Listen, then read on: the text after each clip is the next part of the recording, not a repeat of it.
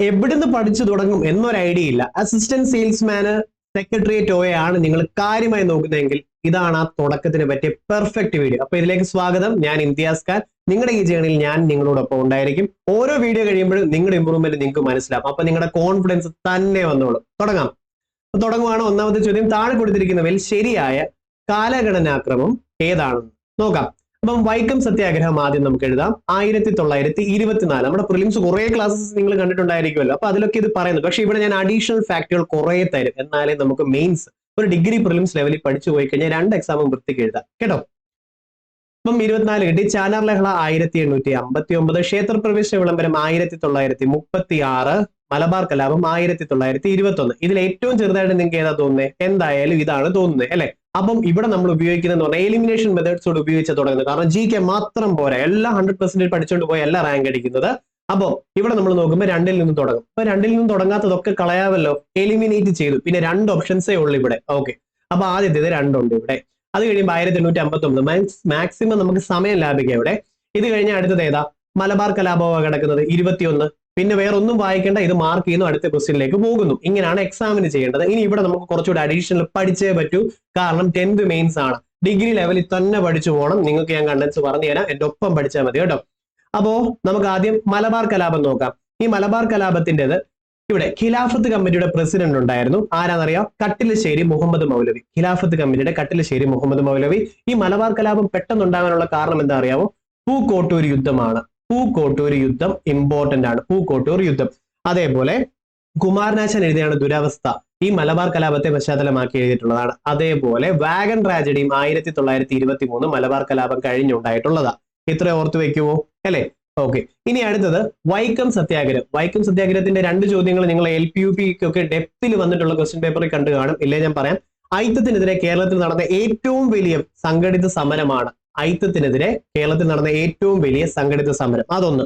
അതേപോലെ അടുത്തത് സഞ്ചാര സ്വാതന്ത്ര്യത്തിന് നടന്ന സഞ്ചാര സ്വാതന്ത്ര്യത്തിന് നടന്ന പ്രക്ഷോഭങ്ങളിലെ ഏറ്റവും പ്രധാനപ്പെട്ടത്. ഇത് 2 വൈക്കം സത്യാഗ്രഹത്തിന് വരുന്നതാ. ഓക്കെ, അതേപോലെ പഞ്ചാബിൽ നിന്നും അകാലികൾ വന്നത് ഏതുമായി ബന്ധപ്പെട്ട അകാലികൾ വന്നിട്ടുള്ളത് ടെക്സ്റ്റിൽ അതേപോലെയുള്ളതാണ്. എന്തെങ്കിലും പാടായിട്ട് തോന്നി ഒന്ന് ബാക്ക് അടിച്ച് കേട്ടാൽ മതി, പെർഫെക്റ്റ് ആവും. പഞ്ചാബിൽ നിന്ന് അകാലികൾ വന്ന് വൈക്കം സത്യാഗ്രഹത്തോട് അനുഭാവം അല്ലെങ്കിൽ ഒരു പാർട്ടിസിപ്പേഷന് വേണ്ടിയാണ് പഞ്ചാബിൽ നിന്നും വന്നിട്ടുള്ളത്. ഇത് ഓക്കെ അല്ലേ? സെറ്റ് അല്ലേ? ശരി. അതേപോലെ 1925 ഇത് എന്ത് ചെയ്തു? TK മാധവനാണ് നേതൃത്വം എന്നുള്ളത് ബേസ് കാര്യമല്ലേ. ചാനാർ ലഹള വൈകുണ്ഠ സ്വാമികളാണ് നേതൃത്വം, അതും ബേസ് കാര്യമല്ലേ. ക്ഷേത്രപ്രവേശന വിളംബരം ശ്രീ ചിത്തിര തിരുനാൾ അല്ലെ, നവംബർ 12 ആണല്ലോ. ഇത്രയും കാര്യങ്ങൾ കിട്ടിയോ? ഇവിടെ 2-3 കാര്യങ്ങളോട് ജസ്റ്റ് ഒന്ന് ഓർത്ത് വെച്ചോണം. ക്ഷേത്രപ്രവേശനം മലബാറിലും, ഓക്കെ, ഇതൊക്കെ പ്രീവിയസ് ഇയർ ചോദ്യമാണ്. കൊച്ചിയിലും ക്ഷേത്രപ്രവേശനം നടന്ന വർഷം അറിയാവോ? 1947. തിരുവിതാംകൂറിൽ മാത്രമാണ് 1936 ആയിട്ടുണ്ടായിരുന്നത്. സ്പിരിച്വൽ മാഗ്ന കാർട്ട എന്നറിയപ്പെടുന്നതും ഈ ക്ഷേത്രപ്രവേശന വിളംബരത്തെയാണ്. അതേപോലെ ആധുനിക കാലത്തെ മഹാ അത്ഭുതം എന്നും ആധ്യാത്മ വിമോചനത്തിന്റെ അധികാരരേഖയായ സ്മൃതി എന്നും ഇതിനെ വിശേഷിപ്പിച്ചത് മഹാത്മാഗാന്ധിയുമാണ്. ഇത്രയും അഡീഷണൽ ഫാക്ട് അടുത്ത ക്വസ്റ്റ്യൻ പേപ്പർ പറയുമ്പോഴും റിലേറ്റഡ് ആയിട്ട് ഇത് തന്നെ പറയും, അഡീഷണൽ ആഡ് ചെയ്തു വരും. അപ്പോൾ ആദ്യമായിട്ട് കേൾക്കുന്നവർ പേടിക്കേണ്ട, ആബ്സല്യൂട്ട്ലി അത് നോർമലാണ്. ഇത്രയും ചോദ്യങ്ങളും പഠിച്ചിട്ട് പോകണം. താഴെ കൊടുത്തിരിക്കുന്ന പ്രസ്താവനകൾ പരിശോധിച്ച് ശരിയായിട്ടുള്ളവ കണ്ടെത്തുക. അപ്പൊ ഞാൻ ഇങ്ങനെ ടിക്ക് ചെയ്ത് വെക്കും, കാരണം ശരി മാത്രം മതി, ബാക്കി ക്യാൻസൽ ചെയ്യാലോ. ഡു ഓർ ഡൈ, പ്രവർത്തിക്കുക അല്ലെങ്കിൽ മരിക്കുക. ഇത് ശരിയാ. ക്വിറ്റ് ഇന്ത്യ സമരവുമായി ബന്ധപ്പെട്ടിട്ടുള്ളതായിരുന്നു അല്ലെ? ശരി, ഓക്കെ. ക്വിറ്റ് ഇന്ത്യ സമരവുമായി ബന്ധപ്പെട്ടതാ. ജാലിയൻ വാലാബാഗ് ദുരന്തം നടന്ന 1921 അല്ല, 1919 ഏപ്രിൽ 13 അതുകൊണ്ട് ഇത് തെറ്റാ. ഇവിടെ ശരിയാ ചോദിച്ചിട്ടുള്ളത്. അതുകൊണ്ട് തെറ്റൊരെണ്ണം കിട്ടിയപ്പോഴേ ഞാൻ പെട്ടെന്ന് ചെയ്യും, ഈ 2 ഉള്ളത് ഫുള്ള് ക്യാൻസൽ ചെയ്ത് കളയും. അപ്പോഴും 2 ഓപ്ഷനേ പോയിട്ടുള്ളൂ. ഓക്കെ, ചില സമയം നമുക്ക് 3 വരെ പോകാം. അപ്പൊ എന്തായാലും അത് പ്രാക്ടീസ് ചെയ്തു. അപ്പൊ അത് പോയല്ലോ.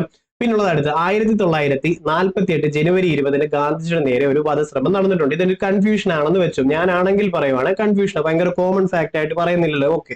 2ാം വട്ടമേശ സമ്മേളനം നടന്നത് 1931. 1ാം വട്ടമേശ സമ്മേളനം 1930, 2ാമത്തേത് 1931, 3ാമത്തേത് 1932 എന്നിങ്ങനെ നടന്നത്.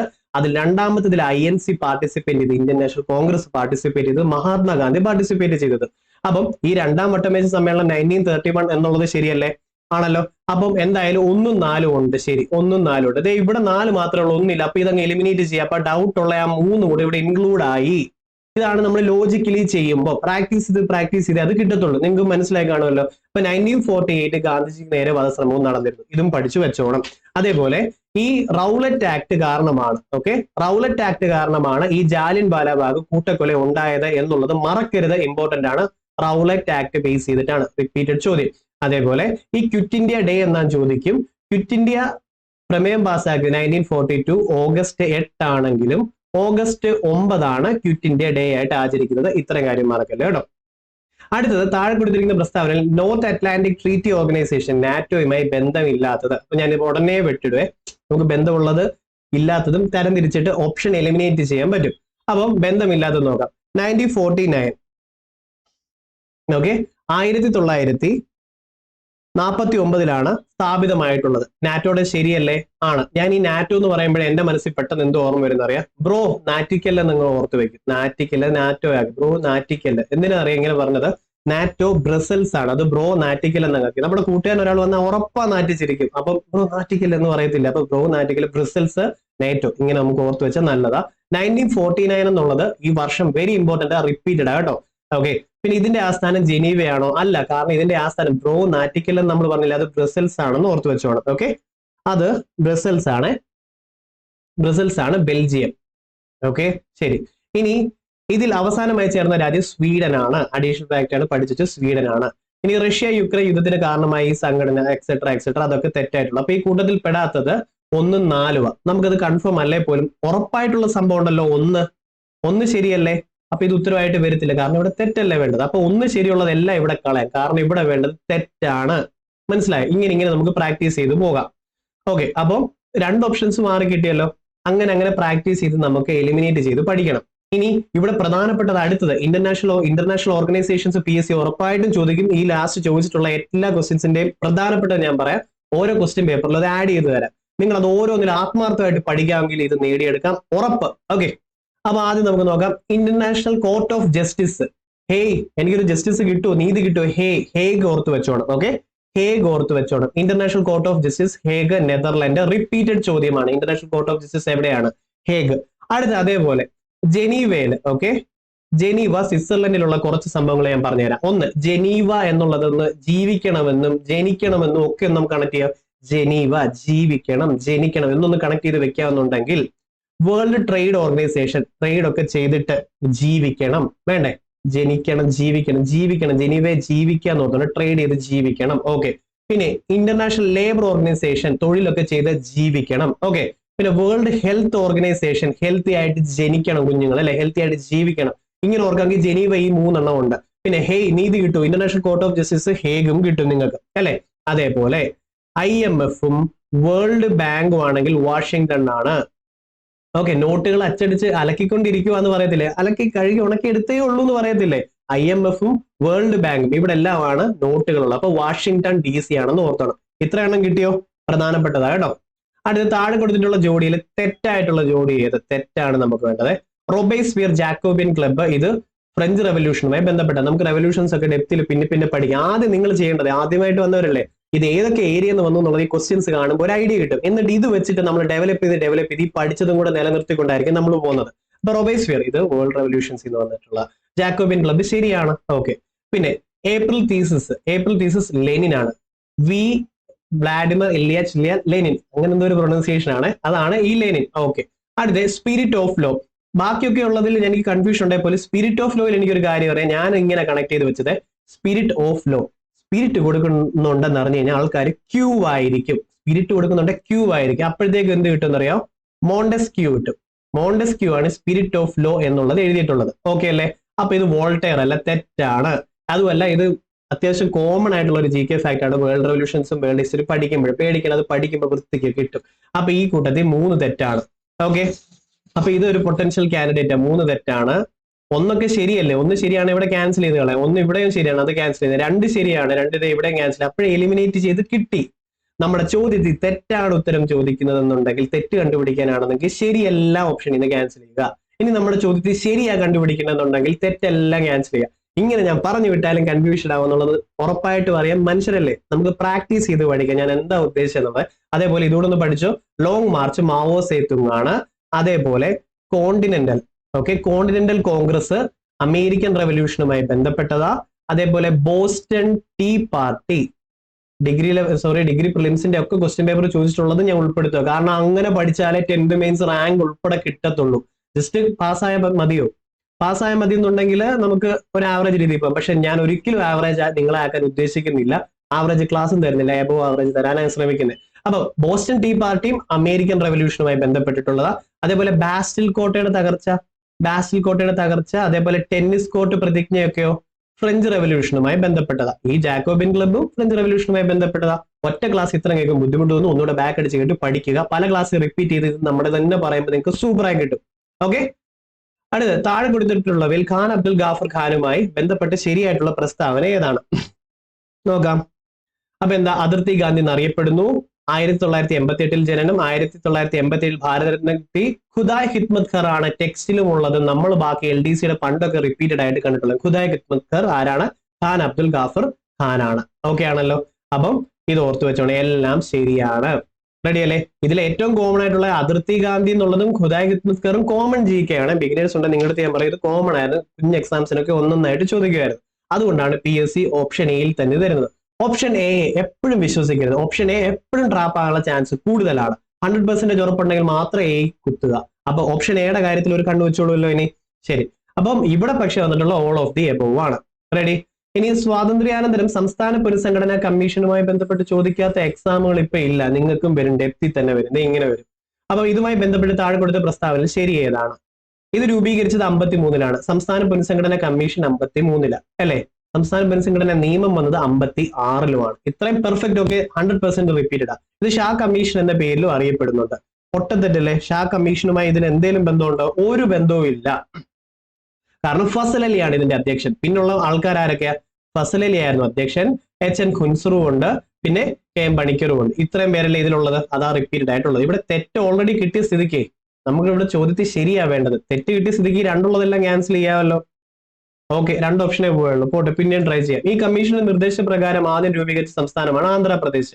ഇവിടെ 2-3 കാര്യം PSC ചോദിക്കും. ആന്ധ്രയാണെങ്കിൽ 1953 ആന്ധ്രാപ്രദേശ് ആണെങ്കിൽ 1956 പറയും. ഓക്കെ, ഈ ആന്ധ്രാപ്രദേശ് എന്നൊരു സംസ്ഥാനം വേണമെന്ന് പറഞ്ഞ് നിരാഹാര സത്യാഗ്രഹം നടത്തി മരണപ്പെട്ട ഒരു വ്യക്തിയുണ്ട്, പോറ്റി ശ്രീറാമുലു. അതും റിപ്പീറ്റഡ് ആയി ചോദിക്കുന്നുണ്ട്. അപ്പൊ ഓക്കെ അല്ലേ? ഇപ്പൊ സംസ്ഥാന ഭാഷാടിസ്ഥാനത്തിൽ ആദ്യം വന്ന സംസ്ഥാനം ആന്ധ്ര അല്ലെ ആന്ധ്രാപ്രദേശ് ചോദിച്ചു കഴിഞ്ഞാൽ കറക്റ്റ് ആണ്. ആന്ധ്ര 53, ആന്ധ്രാപ്രദേശ് 56-ആണ്. PSC ഇത് തന്നെ മാറി ചോദിക്കാറുണ്ട്. അപ്പോ ഇതിൽ നമുക്ക് 1, 3, 4 വരുന്നതാണ് ശരിയായിട്ടുള്ള ഉത്തരം. ഓക്കെ, താഴെ പറയുന്നവരിൽ തെറ്റായ പ്രസ്താവന ഏതെല്ലാം? തെറ്റാണ് നമുക്ക് ഇവിടെ ആൻസർ ആയിട്ട് വേണ്ടത്. അപ്പൊ ശരിയുള്ളതെല്ലാം ക്യാൻസൽ ചെയ്യണേ. അന്തരീക്ഷത്തിലെ ഏറ്റവും താഴത്തെ പാളി സ്ട്രാറ്റോസ്ഫിയർ ആണ്. അല്ല, അന്തരീക്ഷ പാളികൾ ഞാൻ ഇങ്ങനെ ഓർത്ത് വെച്ചേക്കുന്നത്. നമ്മൾ ഇരിക്കുന്നതിന്റെ തൊട്ട് മുകളിലുള്ള അന്തരീക്ഷ പാളി എന്ന് പറഞ്ഞാൽ തൊട്ട് ടോപ്പിലുള്ളതാണ് ട്രോപ്പോസ്ഫിയർ. ടോപ്പിലുള്ളത് ട്രോപ്പോസ്ഫിയർ, അതിന്റെ മേളിലാണ് സ്ട്രാറ്റോസ്ഫിയർ, അതിന്റെ മേളിലാണ് മീസോസ്ഫിയർ. ഒറ്റ ക്ലാസ് ഇതെല്ലാം ഞാൻ പറഞ്ഞ ഓവർലോഡ് ആവുമെന്ന് എനിക്ക് നല്ലപോലെ അറിയാം. പാടായിട്ട് തോന്നുന്നുണ്ടെങ്കിൽ അതിൽ ഒരു തെറ്റും ഇല്ല. പക്ഷേ എല്ലാ കണ്ടന്റും വേണ്ടേ? നമുക്ക് റിപ്പീറ്റ് ചെയ്ത് വരുമ്പോൾ ശരിയാവും കേട്ടോ. നമ്മുടെ ക്ലാസ് ഇങ്ങനെയാണ്. ഇതേപോലെ ഓരോരോ ക്ലാസ്സുകൾ തരുമ്പോഴും നിങ്ങളുടെ ലെവല് ഉറപ്പായിട്ടും അപ്പാവും. നിങ്ങൾ ഇപ്പൊ ഈ വീഡിയോ കാണുന്നവർ അടുത്ത തവണ നമ്മുടെ അടുത്ത ക്ലാസ് കാണുമ്പോൾ ഇതിൽ ലെവൽ അപ്പാണ്. അതാണ് എനിക്കും വേണ്ടത്, നിങ്ങൾക്കും വേണ്ടത്. അപ്പം തൊട്ട് മുകളിലുള്ളത് ടോപ്പ് ട്രോപ്പോസ്ഫിയർ, അതിന്റെ മുകളിലുള്ളത് സ്ട്രാറ്റോസ്ഫിയർ, പിന്നെ മിസോസ്ഫിയർ. അപ്പം അന്തരീക്ഷത്തിൽ ഏറ്റവും താഴത്തെ പാളി സ്ട്രാറ്റോസ്ഫിയർ എന്ന് പറഞ്ഞാൽ ശരിയാണോ? അത് തെറ്റാണ്. ട്രോപ്പോസ്ഫിയറിന്റെ ഇനി PSC റിപ്പീറ്റഡ് ആയി ചോദിക്കുന്നുണ്ട്.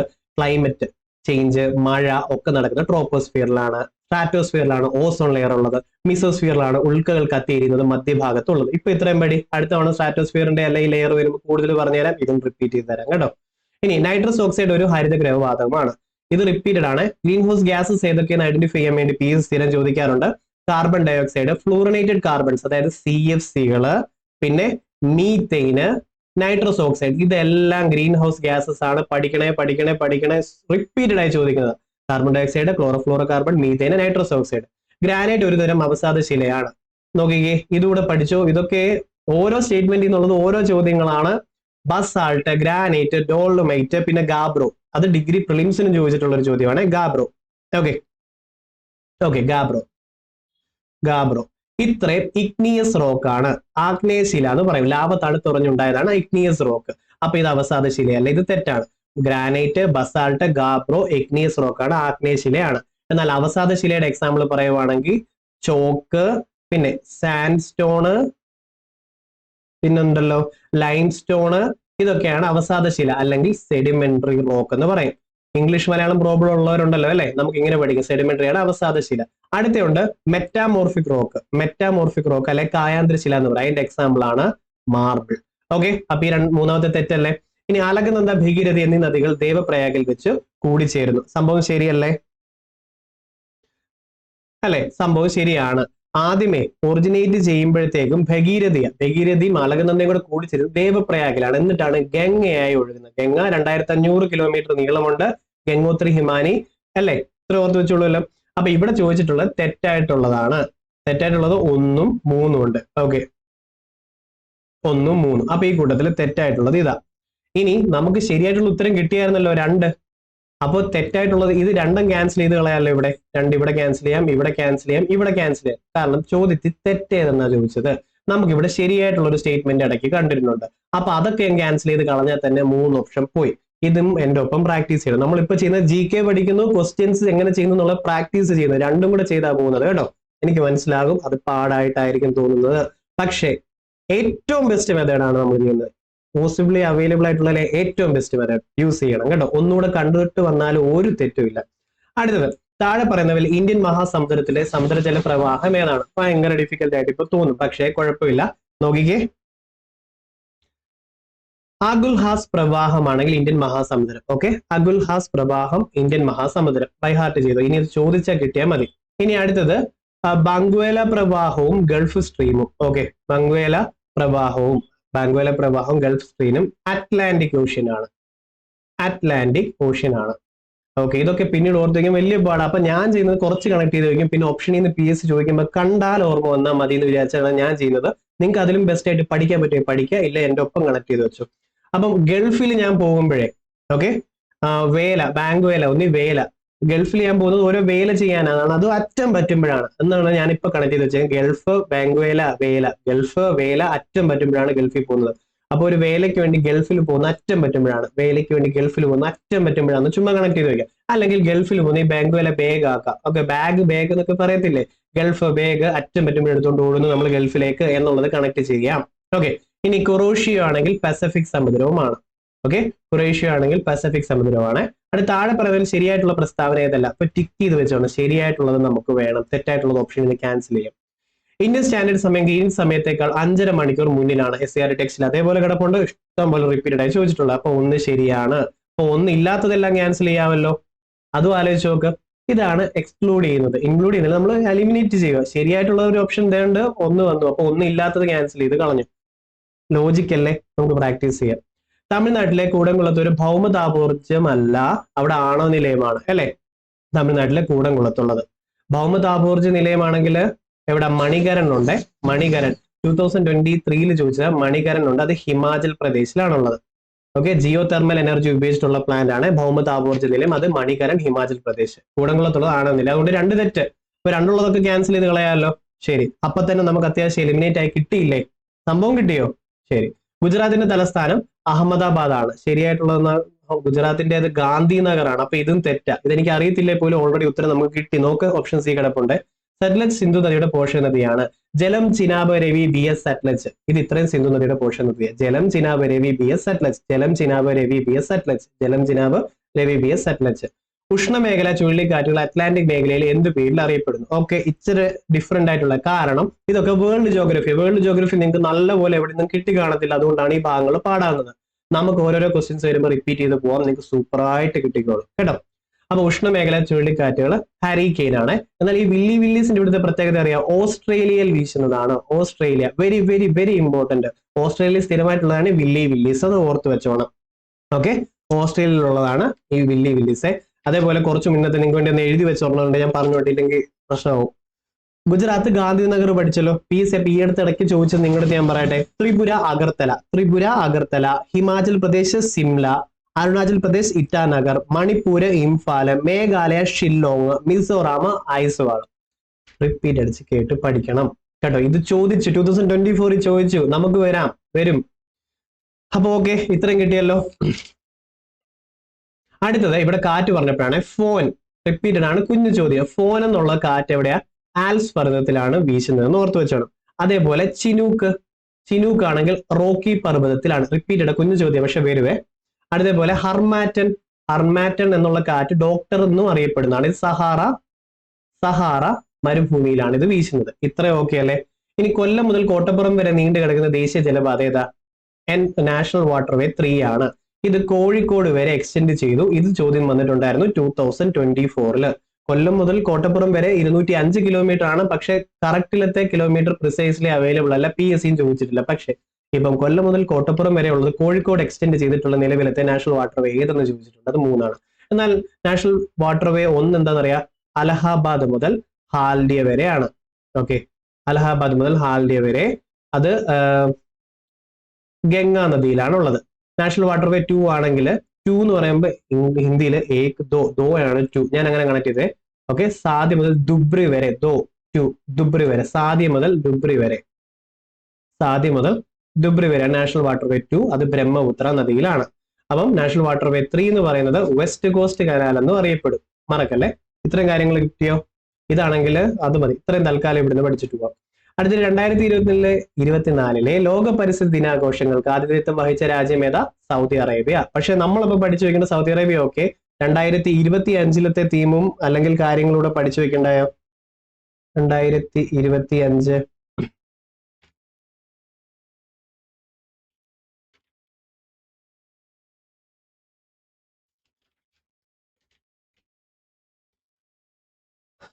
റിപ്പബ്ലിക് ഡേയുടെ ആണ്. കൊറിയ അല്ലേ? എന്റെ പ്ലാസ്റ്റിക് പൊല്യൂഷനും നമുക്ക് നോക്കാം. ഞാനത് അപ്ഡേറ്റ് ഇപ്പൊ കണ്ടില്ല കേട്ടോ, ക്ലാരിഫൈ ചെയ്തിടാമേ. ഓക്കെ, നിങ്ങൾക്ക് അറിയാമെങ്കിൽ അത് കമന്റ് ചെയ്യും. നമുക്ക് ഒരുമിച്ച് കമന്റ് സെക്ഷൻ ഉപയോഗിച്ച് പഠിച്ചു. നിങ്ങൾക്ക് ക്ലാസ് ഇഷ്ടപ്പെടുന്നുണ്ട് അല്ലെങ്കിൽ പഠിക്കാൻ പറ്റുന്നുണ്ടെന്നുള്ളതൊക്കെ ഒരു വീഡിയോ കഴിയുമ്പോൾ മനസ്സിലാവുന്നുണ്ടെ പറയുക. നിങ്ങളുടെ ഇൻപുട്ട് എനിക്ക് ഭയങ്കര അത്യാവശ്യം. അതേപോലെ ക്ലാസ് ഇഷ്ടപ്പെട്ട ഇടയ്ക്ക് ഒരു ലൈക്ക്, ഒത്തിരി കമന്റ്. ആദ്യമായിട്ട് തുടങ്ങുന്നവരുണ്ട്, ഇത് അയച്ചു കൊടുത്ത് ഒരുമിച്ച് നമുക്ക് പഠിച്ചു പോകാം. ഇന്ത്യയിലെ ഹരിത വിപ്ലവത്തിന്റെ ഭാഗമല്ലാത്ത പ്രസ്താവന ഏത്? ഹരിത വിപ്ലവത്തിലെ എല്ലാ ചോദ്യങ്ങളും ഞാൻ പറഞ്ഞുതരാം കേട്ടോ. ആധുനിക സാങ്കേതിക വിദ്യ ഉപയോഗിച്ച് കാർഷിക ഉൽപാദനത്തിൽ വൻ വർധനവ് ഉണ്ടാക്കി. ഓഫ് കോഴ്സ്, അതുകൊണ്ടാണ് ഗ്രീൻ റെവല്യൂഷൻ എന്ന് പറയുന്നത്. അതേപോലെ വേറൊരു പേരോട് അറിയപ്പെടും, മറക്കല്ലേ, വീറ്റ് റെവല്യൂഷൻ. അപ്പൊ ഓക്കെ, നമ്മൾ ഒന്ന് മാർക്ക് ചെയ്ത്. അപ്പൊ ഒന്ന് ശരിയാണെന്ന് പറയാത്തത് എല്ലാം ക്യാൻസൽ ചെയ്യാമല്ലോ അല്ലെ? ഭാഗമല്ലാത്തതാ, സോറി. ഇത് മൊത്തത്തിൽ നോക്കിക്കേ, ഏതൊക്കെ ശരി ഏതൊക്കെ തെറ്റ് എന്ന് തന്നിട്ടുണ്ട്. ഇവിടെ ഡിഫറെന്റ് രീതിയായി. നമ്മുടെ സമയം എക്സാമോളിൽ മാക്സിമം കൺഫ്യൂസ് ചെയ്യിപ്പിക്കുന്ന ഇങ്ങനത്തെ ലോജിക്കുകൾ നമുക്ക് ഉപയോഗിക്കേണ്ടി വരും. അതിന് നമുക്ക് പ്രാക്ടീസ് ചെയ്ത ഒരു അപ്പർ ഹാൻഡ് ഉണ്ടാവും, പ്രാക്ടീസ് ചെയ്യാത്തവരെക്കാൾ കൂടുതൽ. ശരി. ഭക്ഷ്യോൽപാദന രംഗത്ത് ഇന്ത്യ സ്വയം പര്യാപ്തത കൈവരിച്ചു. ശരിയാണ്. ജലസേചന സൗകര്യങ്ങൾ, അത്യുൽപാദന ശേഷിയുള്ള വിത്തിനങ്ങൾ എക്സെട്ര എല്ലാം ഉപയോഗിച്ചു. 1ാം പഞ്ചവത്സര പദ്ധതി മുതൽ ആരംഭിച്ചിട്ടില്ല. 1ാം പഞ്ചവത്സര പദ്ധതിയിൽ കൃഷിയാണ് ഉൾപ്പെടുത്തിയിട്ടുള്ളത്. ഹരിത വിപ്ലവം 3ാമത്തെ പഞ്ചവത്സര പദ്ധതിയിലാണ്. ഓക്കെ അല്ലേ? അപ്പൊ 1ഉം 2ഉം 3ഉം ശരിയാണ്. ഓക്കെ, 4ാമത്തെ പ്രസ്താവന ശരിയല്ലേ? ഇപ്പൊ ഇതാ ഓക്കെ. ഇനി ഇവിടെ പഠിച്ചോ, ഗ്രീൻ റെവല്യൂഷന്റെ ഫസ്റ്റ് ഫേസ് ഏതെന്ന് 2023 ചോദിച്ചിട്ടുണ്ട്. 1960 മുതൽ 70 വരെയാണ് ഫസ്റ്റ് ഫേസ്. സെക്കൻഡ് ഫേസ് 1970 മുതൽ 80 വരെയുമാണ്. ഇത് ഓർത്ത് വെക്കുവോ? അതേപോലെ അന്നത്തെ സ്റ്റേറ്റ്മെന്റ് 2022 ഫോഴ്സിന്റെ ഉള്ള എക്സാമിന്റെ അകത്ത് സ്റ്റേറ്റ്മെന്റ് വന്നിട്ടുള്ളതായിരുന്നു. സാങ്കേതിക വിദ്യ ഉപയോഗിച്ചു ഗ്രീൻ റെവല്യൂഷൻ. ഓക്കെ. 60 മുതൽ 70 വരെ ആയിരുന്നു 1ാമത്തെ ഗ്രീൻ റെവല്യൂഷന്റെ ഘട്ടം. അതും ഓക്കെ. 3ാമത്തത്, ചില സംസ്ഥാനങ്ങളിൽ മാത്രമായിട്ടാണ് ഗ്രീൻ റെവല്യൂഷൻ നടന്നതെന്ന്. ആക്ച്വലി അത് ശരിയാണ്. പഞ്ചാബ് പിന്നെ അങ്ങനെ കുറച്ച് സംസ്ഥാനങ്ങളിൽ മാത്രമായിട്ടാണ് ആദ്യത്തെ ഫസ്റ്റ് ഘട്ടം ഇംപ്ലിമെന്റ് ചെയ്തെന്നുള്ളത് ശരിയല്ല. ഇന്ത്യ ഒട്ടാകെയല്ല ഒറ്റയടിക്ക് നടത്തിയത്. അപ്പൊ അത് ഓർത്ത് വെച്ചോടെ, അത് സ്റ്റേറ്റ്മെന്റിൽ വന്നിട്ടുണ്ടായിരുന്നു. അപ്പൊ നിങ്ങൾക്ക് വരുവാണെങ്കിൽ ഓർത്തോടെ, MS സ്വാമിനാഥനാണ് ഇന്ത്യൻ ഗ്രീൻ റെവല്യൂഷന്റെ പിതാവ്. അത് ചോദിക്കാനുള്ള ചാൻസ് വളരെ കൂടുതലായിപ്പം. അതേപോലെ ഗോതമ്പ്, നെല്ല്, ചോളം എക്സെട്ര എന്നില്ല 4 ഭക്ഷ്യവിളകളാണുള്ളത്. ഇതിന്റെ കണക്കുകൾ പ്രകാരം ഇവയുടെ ഉൽപാദനത്തിന്റെ തോതനുസരിച്ച് പ്രൊഡക്ഷൻ ബേസ്ഡ് ആയിട്ട് വേണം. ഒന്ന് ഓർത്താൽ മതി. ഇതിൽ ഏറ്റവും കൂടുതൽ പ്രൊഡക്ഷൻ ഉള്ളത് നെല്ലാണ്. അതിലൊരു കൺഫ്യൂഷനും ഇല്ലല്ലോ, നെല്ലാണ്. ഒന്ന് ബി വരാത്തത് ഏതൊക്കെ ഉണ്ടെന്ന് നോക്കണം, അവരെ അങ്ങ് കളഞ്ഞേക്കണം. ഓക്കെ, പോട്ടെ. അത് കഴിയുമ്പോൾ 2 ഗോതമ്പ്. വീറ്റ് റെവല്യൂഷൻ എന്നാണ് നമ്മൾ ഗ്രീൻ റെവല്യൂഷനെ വിളിച്ചത്. അപ്പൊ എന്തായാലും നെല്ല് കഴിഞ്ഞാൽ ഗോതമ്പായിരിക്കും അല്ലെ? ഓക്കെ, അപ്പം 2 എയും വരുന്നുണ്ട്. അപ്പൊ ഇവർ 2 വന്നു. പിന്നെയും PSC ടഫ് ആക്കി. ഓക്കെ, അടുത്തത് 3 ചോളവും 4 പയറുവർഗവുമാണ് വരുന്നത് കേട്ടോ. ഇങ്ങനെ സിമ്പിൾ ആയിട്ട് പറഞ്ഞു വിട്ടാൽ മതിയോ എന്ന് ചോദിച്ചാൽ പോരാ. പക്ഷെ നമ്മൾ ട്രൈ ചെയ്തു, 2 ഓപ്ഷൻസ് പോയി കിട്ടി. ഇനി 2 എണ്ണത്തിലായിരുന്നു നമ്മുടെ കളി. ശരി, ഇനി PSC 2024-23 ചോദിച്ച കുറച്ച് കാര്യങ്ങൾ പറയാം. നെല്ലുൽപാദനത്തിൽ മുന്നിലുള്ളത് വെസ്റ്റ് ബംഗാൾ നമ്മൾ പഠിച്ചിട്ടുണ്ട്. നിലവിലെത്തിയത് തെലുങ്കാന ഓർത്തു വെച്ചോണം. അത് കഴിഞ്ഞ് വെസ്റ്റ് ബംഗാള്, മറക്കല്ലേ. ഇനി ഗോതമ്പാണെങ്കിലോ, ഉപ്പ അടുത്ത് വരുമ്പോഴത്തേക്ക് നമ്മൾ ഗോ ഉപ്പ, സ്വാഭാവികം വീട്ടുകാരത്തല്ലേ വരും, ഗോ ഉപ്പ. ഇനി മലയാളത്തിൽ പറയുവാണെങ്കിലോ, അല്ല, മലയാളത്തിൽ പറഞ്ഞത് ഗോതമ്പിന്റെ ഗോ ഉപ്പ. ഇനി വീറ്റ് ആണ് ഉദ്ദേശിക്കുന്നുണ്ടെങ്കിൽ വെയിറ്റ് ഉപ്പ, ഉപ്പ അവിടെ വെയിറ്റ്. എന്തായാലും ഓർത്തോണം, ഉത്തർപ്രദേശ് ആണിത്. അത് ഓർത്തു വെച്ചോണം. പറ്റത്തില്ലേ? പറ്റും. അടുത്തത് ചോളം അല്ലെങ്കിൽ മെയ്സ്, കോണൊക്കെ ആണെങ്കിൽ അത് കർണാടകയാണ്. എന്നാൽ അതിലും ഇമ്പോർട്ടന്റ് ആയിട്ടുള്ള റിപ്പീറ്റഡ് ആയി ചോദിക്കുന്നത് പരുത്തി, കോട്ടൺ, പരുത്തി ആണെങ്കിൽ ഗുജറാത്ത്. ഓക്കെ. ചണം, ജൂട്ട്, ചണമാണെങ്കിലോ വെസ്റ്റ് ബംഗാൾ. അപ്പൊ ഇത് ഇമ്പോർട്ടന്റ്. അതേപോലെ 2024 ചോദിച്ച മൈക്ക, മൈക്ക് കണ്ട ആക്രാന്തമാണ് രാജാവിനെന്നാണ് ഞാൻ എപ്പോഴും പറയാറുള്ളത്. മൈക്ക് കണ്ട രാജാവിന് ആക്രാന്തം. അപ്പൊ മൈക്ക ആക്രാന്തമാണെന്നുള്ള ആദ്യം ആന്ധ്രാപ്രദേശ്, പിന്നെ രാജസ്ഥാന്. ഓർത്തോണെ. ഇത് 2024 ചോദിച്ച, ഇതെല്ലാം 2023 വന്നിട്ടുള്ള. എനിവേ ഇത്രയും സംഭവങ്ങൾ പഠിച്ചിട്ട് നിങ്ങൾ അടുത്തയിലോട്ട് പോകാം. പോസ് ചെയ്ത് പഠിച്ചിട്ട് പോകും. ഓക്കെ, അടുത്തയിലോട്ട് പോവാം. അടുത്ത reserve bank of India. Okay, അപ്പോഴേ കുറച്ച് പേരുടെ മനസ്സിൽ റിസർവ് ബാങ്ക് ഓഫ് ഇന്ത്യ പോയി, എന്തായാലും അതിൽ വാല്യൂവും വന്നു. എന്റെ മനസ്സ് ഇങ്ങനെയാണ്, ഒരു വാല്യൂവും വന്നു, അതിന്റെ അർത്ഥം ഇതെനിക്ക് പറ്റും. ഓഫ് കോഴ്സ് നമുക്കത് പക്ഷേ കുറച്ച് ക്വസ്റ്റ്യൻസ് ചെയ്യുമ്പോൾ അത് മാറും കേട്ടോ. റിസർവ് ബാങ്ക് ഓഫ് ഇന്ത്യയുമായി ബന്ധപ്പെട്ട് 2 പ്രസ്താവന നൽകിയിട്ടുണ്ട്. ഓക്കെ, ഇത് സംബന്ധിച്ച് ശരിയായിട്ടുള്ള ഓപ്ഷൻ കണ്ടെത്തുക, അതാണ് നമ്മുടെ ജോലി. റിസർവ് ബാങ്ക് ഓഫ് ഇന്ത്യയുടെ പ്രധാന പണനയ ഉപാധിയാണ് റിപ്പോ റേറ്റ്. റിപ്പോ റേറ്റ് എന്ന് വെച്ചാൽ റിസർവ് ബാങ്ക് ഓഫ് ഇന്ത്യ മറ്റു ബാങ്കുകൾക്ക് പണം കൊടുക്കും, എന്നിട്ട് മേടിക്കുന്ന പലിശയാണ് റിപ്പോ നിരക്ക് വിത്ത് സെക്യൂരിറ്റീസ്. ഓക്കെ, അപ്പം റിസർവ് ബാങ്ക് ഓഫ് ഇന്ത്യ മറ്റു ബാങ്കുകൾക്ക്, okay, reserve bank of India federal ബാങ്കിന് ഒരു 100 കോടി കൊടുത്തല്ലോ. ആ 100 കോടിയുടെ പലിശ അടയ്ക്കത്തില്ല, അതാണ് റിപ്പോ നിരക്ക് എന്ന് പറയുന്നത്. അത്രയും ഉള്ളൂ. ഓക്കെ അല്ലേ? ഇനി ഈ ഫെഡറൽ ബാങ്കിൽ നിന്നും RBI പൈസ മേടിച്ചു. ഫെഡറൽ ബാങ്ക് ഒരു 1000 കോടി തരൂ, ശരി, 1000 രൂപ കൊടുത്തു. ഇനി ആ റിസർവ് ബാങ്ക് ഫെഡറൽ ബാങ്കിന് കൊടുക്കുന്നതാണ് റിവേഴ്സ് റിപ്പോ നിരക്ക്. മനസ്സിലായോ? RBI ആർക്കെങ്കിലും പൈസ കൊടുത്ത് പലിശ മേടിച്ചാൽ അത് റിപ്പോ നിരക്ക്. RBI ആരെങ്കിലും പൈസ കൊടുത്ത് പലിശ മേടിച്ച റിവേഴ്സ് റിപ്പോ നിരക്ക്. പറഞ്ഞത് ശരിയാന്ന് തോന്നുന്നു. ഓക്കെ, അപ്പൊ ഇത് കിട്ടിയല്ലോ, ഇത് ശരിയാണ്. ഇനി 2024 റിസർവ് ബാങ്ക് ഓഫ് ഇന്ത്യയുടെ പണനയ സമിതിയിലെ റിപ്പോ നിരക്ക് എന്ന് പറഞ്ഞാൽ 6.50. അതായത് 100 രൂപയാണ് ഇപ്പം റിസർവ് ബാങ്ക് RBI ഫെഡറൽ ബാങ്കിന് കൊടുത്തെന്നുണ്ടെങ്കിൽ പലിശ എത്രയാണ്? 6.5 രൂപയാണ് പലിശ. ഇതാണ് റിപ്പോ നിരക്ക് കേട്ടോ. എന്നാൽ പുത്തൻ അപ്ഡേറ്റ് ചെയ്യാൻ തരാം. 2025 6.25 ആക്കാനാണ് പുത്തൻ പ്ലാൻ ആയിട്ട് വരുന്നത്. അപ്പൊ നിങ്ങൾ എന്തായാലും ഇതിലൊരു ഹെഡ്സപ്പ് കിട്ടിട്ട് ഇത് റെഡി ആയിട്ടിരുന്നു. റിപ്പോ നിരക്ക് എന്ന് പറയുന്നത് കറന്റ് 6.5% ആണ്. ഇത്ര ഓക്കെ അല്ലേ? അപ്പൊ നമ്മുടെ GDP ഗ്രോത്ത് റേറ്റ് എത്രയാണ് നിലവിലത്തെ? ഞെട്ടണ്ട, 2024-25 6 സംതിങ് ആണ് വളർച്ചാ നിരക്ക് ഉള്ളത്. ഓക്കെ, ഇതൊക്കെ ഒന്ന് അറിഞ്ഞു വെക്കുക. പതിയെ ഓരോ ക്വസ്റ്റ്യൻ പേപ്പർ പറയുമ്പോൾ ഞാൻ അഡീഷണൽ ആഡ് ചെയ്ത് തരാം. അപ്പൊ ഈ താഴെ തന്നിട്ടുള്ളവയിൽ 2 പ്രസ്താവനകളും ശരിയാണ്. ഓക്കെ, അടുത്തതിലോട്ട് പോവാം. ഇന്ത്യൻ സമ്പദ്ഘടനയെ സ്വാധീനിച്ച ചില പ്രധാന നയങ്ങൾ താഴെ തന്നിട്ടുണ്ട്. ഓക്കെ, കാലഗണന അനുസരിച്ച് ഇവയുടെ ശരിയായിട്ടുള്ള ക്രമം ഏത്? നമുക്ക് നോക്കാം. ഇത് നല്ലൊരു ടഫ് ചോദ്യമായിരുന്നു എനിക്ക്, കാരണം നമുക്ക് അവിടെ വെച്ച് തല കറക്കുന്ന പരിപാടികൾ വരും. ബാങ്ക് നാഷണലൈസേഷൻ പല സ്റ്റേജിൽ നടന്നിട്ടുണ്ട്. എന്നാലും നമുക്ക് ആദ്യത്തെ പഠിച്ചു നോക്കിയാൽ 16 ബാങ്കുകൾ നാഷണലൈസ് ചെയ്ത് 1969 ഇന്ദിരാഗാന്ധി. ആസൂത്രണ കമ്മീഷൻ രൂപീകരിച്ചത് 1950 റിപ്പീറ്റഡ് ചോദ്യമാണ്. 500-ഉം 1000 രൂപ നോട്ടുകളുടെ നിരോധനമാണേല് 2016. ഓക്കെ, ഭൂപരിഷ്കരണം എന്ന് പറയുമ്പോൾ കുറെ ഉണ്ട്. പക്ഷേ 1955 മുതലാണ് ഇൻഎഫക്റ്റീവ് ആയിട്ട് മെയിൻ ആയിട്ട് ഇതിൽ PSC കണക്കാക്കിയിട്ടുള്ളതെന്ന് മനസ്സിലായി. ഇതിൽ ഏറ്റവും ചെറുതെടുക്കാവുന്നുണ്ടെങ്കിൽ 2-ൽ നിന്നും സ്റ്റാർട്ട് ചെയ്യും. ആണോ? 2-ൽ നിന്നും സ്റ്റാർട്ട് ചെയ്യും. അപ്പൊ ബാക്കിയുള്ളതെല്ലാം ക്യാൻസൽ, ഒരെണ്ണേ പോയുള്ളപ്പോഴും. അപ്പം 1 ആസൂത്രണ കമ്മീഷന്റെ ഇത് വരും. ഓക്കെ, 2 അത് കഴിഞ്ഞിട്ട് പിന്നെ ഭൂപരിഷ്കരണം വരാനാ ചാൻസ്. അല്ലെങ്കിൽ ഏറ്റവും ലാസ്റ്റ് എന്തായാലും 3 വരും എന്ന് മനസ്സിലായി. അപ്പൊ ആദ്യം 2-ഉം അവസാനം 3-ഉം വേണം. ആദ്യം 2-ഉം അവസാനവും 3-ഉം. കാരണം 2016 ഏറ്റവും ലാസ്റ്റ് നിങ്ങൾക്ക് കണ്ടിട്ട് തോന്നുന്നേ ആദ്യം 2 അവസാനം 3. ആദ്യം 2 അവസാനം 3 ഇതല്ല, ആദ്യം 2 അവസാനം 3 ഇതല്ല, അങ്ങനെ കിട്ടിയത് കേട്ടോ. അങ്ങനെ കിട്ടി, ഇങ്ങനെയും കിട്ടാം. നമ്മളപ്പോ ക്വസ്റ്റ്യൻ സോൾവ് ചെയ്യുമ്പോൾ പല മെത്തേഡ്സ് ഉപയോഗിക്കണേ. ബാക്കി നമുക്ക് പഠിക്കാം. Bank nationalisation 1969. അതിന് മുന്നേ ഭൂപരിഷ്കരണമുണ്ട്, അതുകൊണ്ട് 4 വരും. അത് കഴിഞ്ഞിട്ടാണ് ബാങ്ക് നാഷണലൈസേഷൻ വരുന്നത് 1. ഇതാണ് ശരിയായിട്ടുള്ള ഓർഡർ. കിട്ടിയോ? നമുക്ക് എല്ലാം അറിയത്തില്ലേലും എലിമിനേഷൻ ഒക്കെ ചെയ്ത് കഴിഞ്ഞാൽ കുറെ കൂടെ ക്വസ്റ്റ്യൻസ് കിട്ടും. എക്സാം ഹോളിലല്ല നമ്മൾ പ്രാക്ടീസ് ചെയ്യേണ്ടത്, ഇവിടെ തുടങ്ങിയിട്ട് എക്സാം ഹോളിൽ അത് പെർഫെക്റ്റ് ചെയ്യുക ചെയ്യുന്നത്. പിന്നെ ഒരു പെർഫെക്റ്റ് എക്സാം, ഒരു പെർഫെക്റ്റ് സിലബസ് പ്രിപ്പറേഷൻ, ഒരു പെർഫെക്റ്റ് മൊത്തം കംപ്ലീറ്റ് ചെയ്തൊരു സംഭവം ലോകത്ത് എക്സിസ്റ്റ് ചെയ്യുന്നില്ല. അത് മറക്കണ്ട. എപ്പോഴും ഇംപെർഫെക്ഷൻസ് അതിലുണ്ടാവും. നമ്മൾ നമ്മുടെ ഇംപെർഫെക്ഷന് ഇഷ്ടപ്പെടുക. ഓക്കെ, അപ്പൊ നമ്മൾ ശരിക്കും പെർഫെക്റ്റ് ആണ് അല്ലേ? അത് കൊള്ളാം, പറഞ്ഞു കൂട്ടത്തി വന്നേ സംഭവം കൊള്ളാം, ഇഷ്ടപ്പെട്ടു. അടുത്ത പറഞ്ഞാൽ നോക്കിയേ, താഴെ തന്നിട്ടുള്ള പ്രസ്താവന ശ്രദ്ധിക്കുക, ശരിയായിട്ടുള്ള ഓപ്ഷൻ തിരഞ്ഞെടുക്കുക. സാമ്പത്തിക വളർച്ച കൈവരിക്കുക എന്നത് പഞ്ചവത്സര പദ്ധതിയുടെ പ്രധാന ലക്ഷ്യം. ഇവിടെ പഞ്ചവത്സര പദ്ധതി എന്നുള്ള ടോപ്പിക്കാണ്, ഇൻട്രസ്റ്റിംഗ് ടോപ്പിക്കാണ്, നമുക്ക് ഡെപ്തി പഠിക്കാം കേട്ടോ. സാമ്പത്തിക വളർച്ച കൈവരിക്കുക എന്നുള്ള പഞ്ചവത്സര പദ്ധതിയുടെ ലക്ഷ്യമാണോ? സംഭവം ശരിയാണ്. ഓക്കെ. രാഷ്ട്രത്തിന്റെ സാമ്പത്തിക വളർച്ച അടിത്തറ പാകുകയും ത്വരിതപ്പെടുത്തുകയും നിരവധി പദ്ധതികൾ 12 പഞ്ചവത്സര പദ്ധതികളിലായിട്ട് നടപ്പിലാക്കിയിട്ടുണ്ട്. സംഭവം ശരിയാണോ? സംഭവം ശരിയാണ്.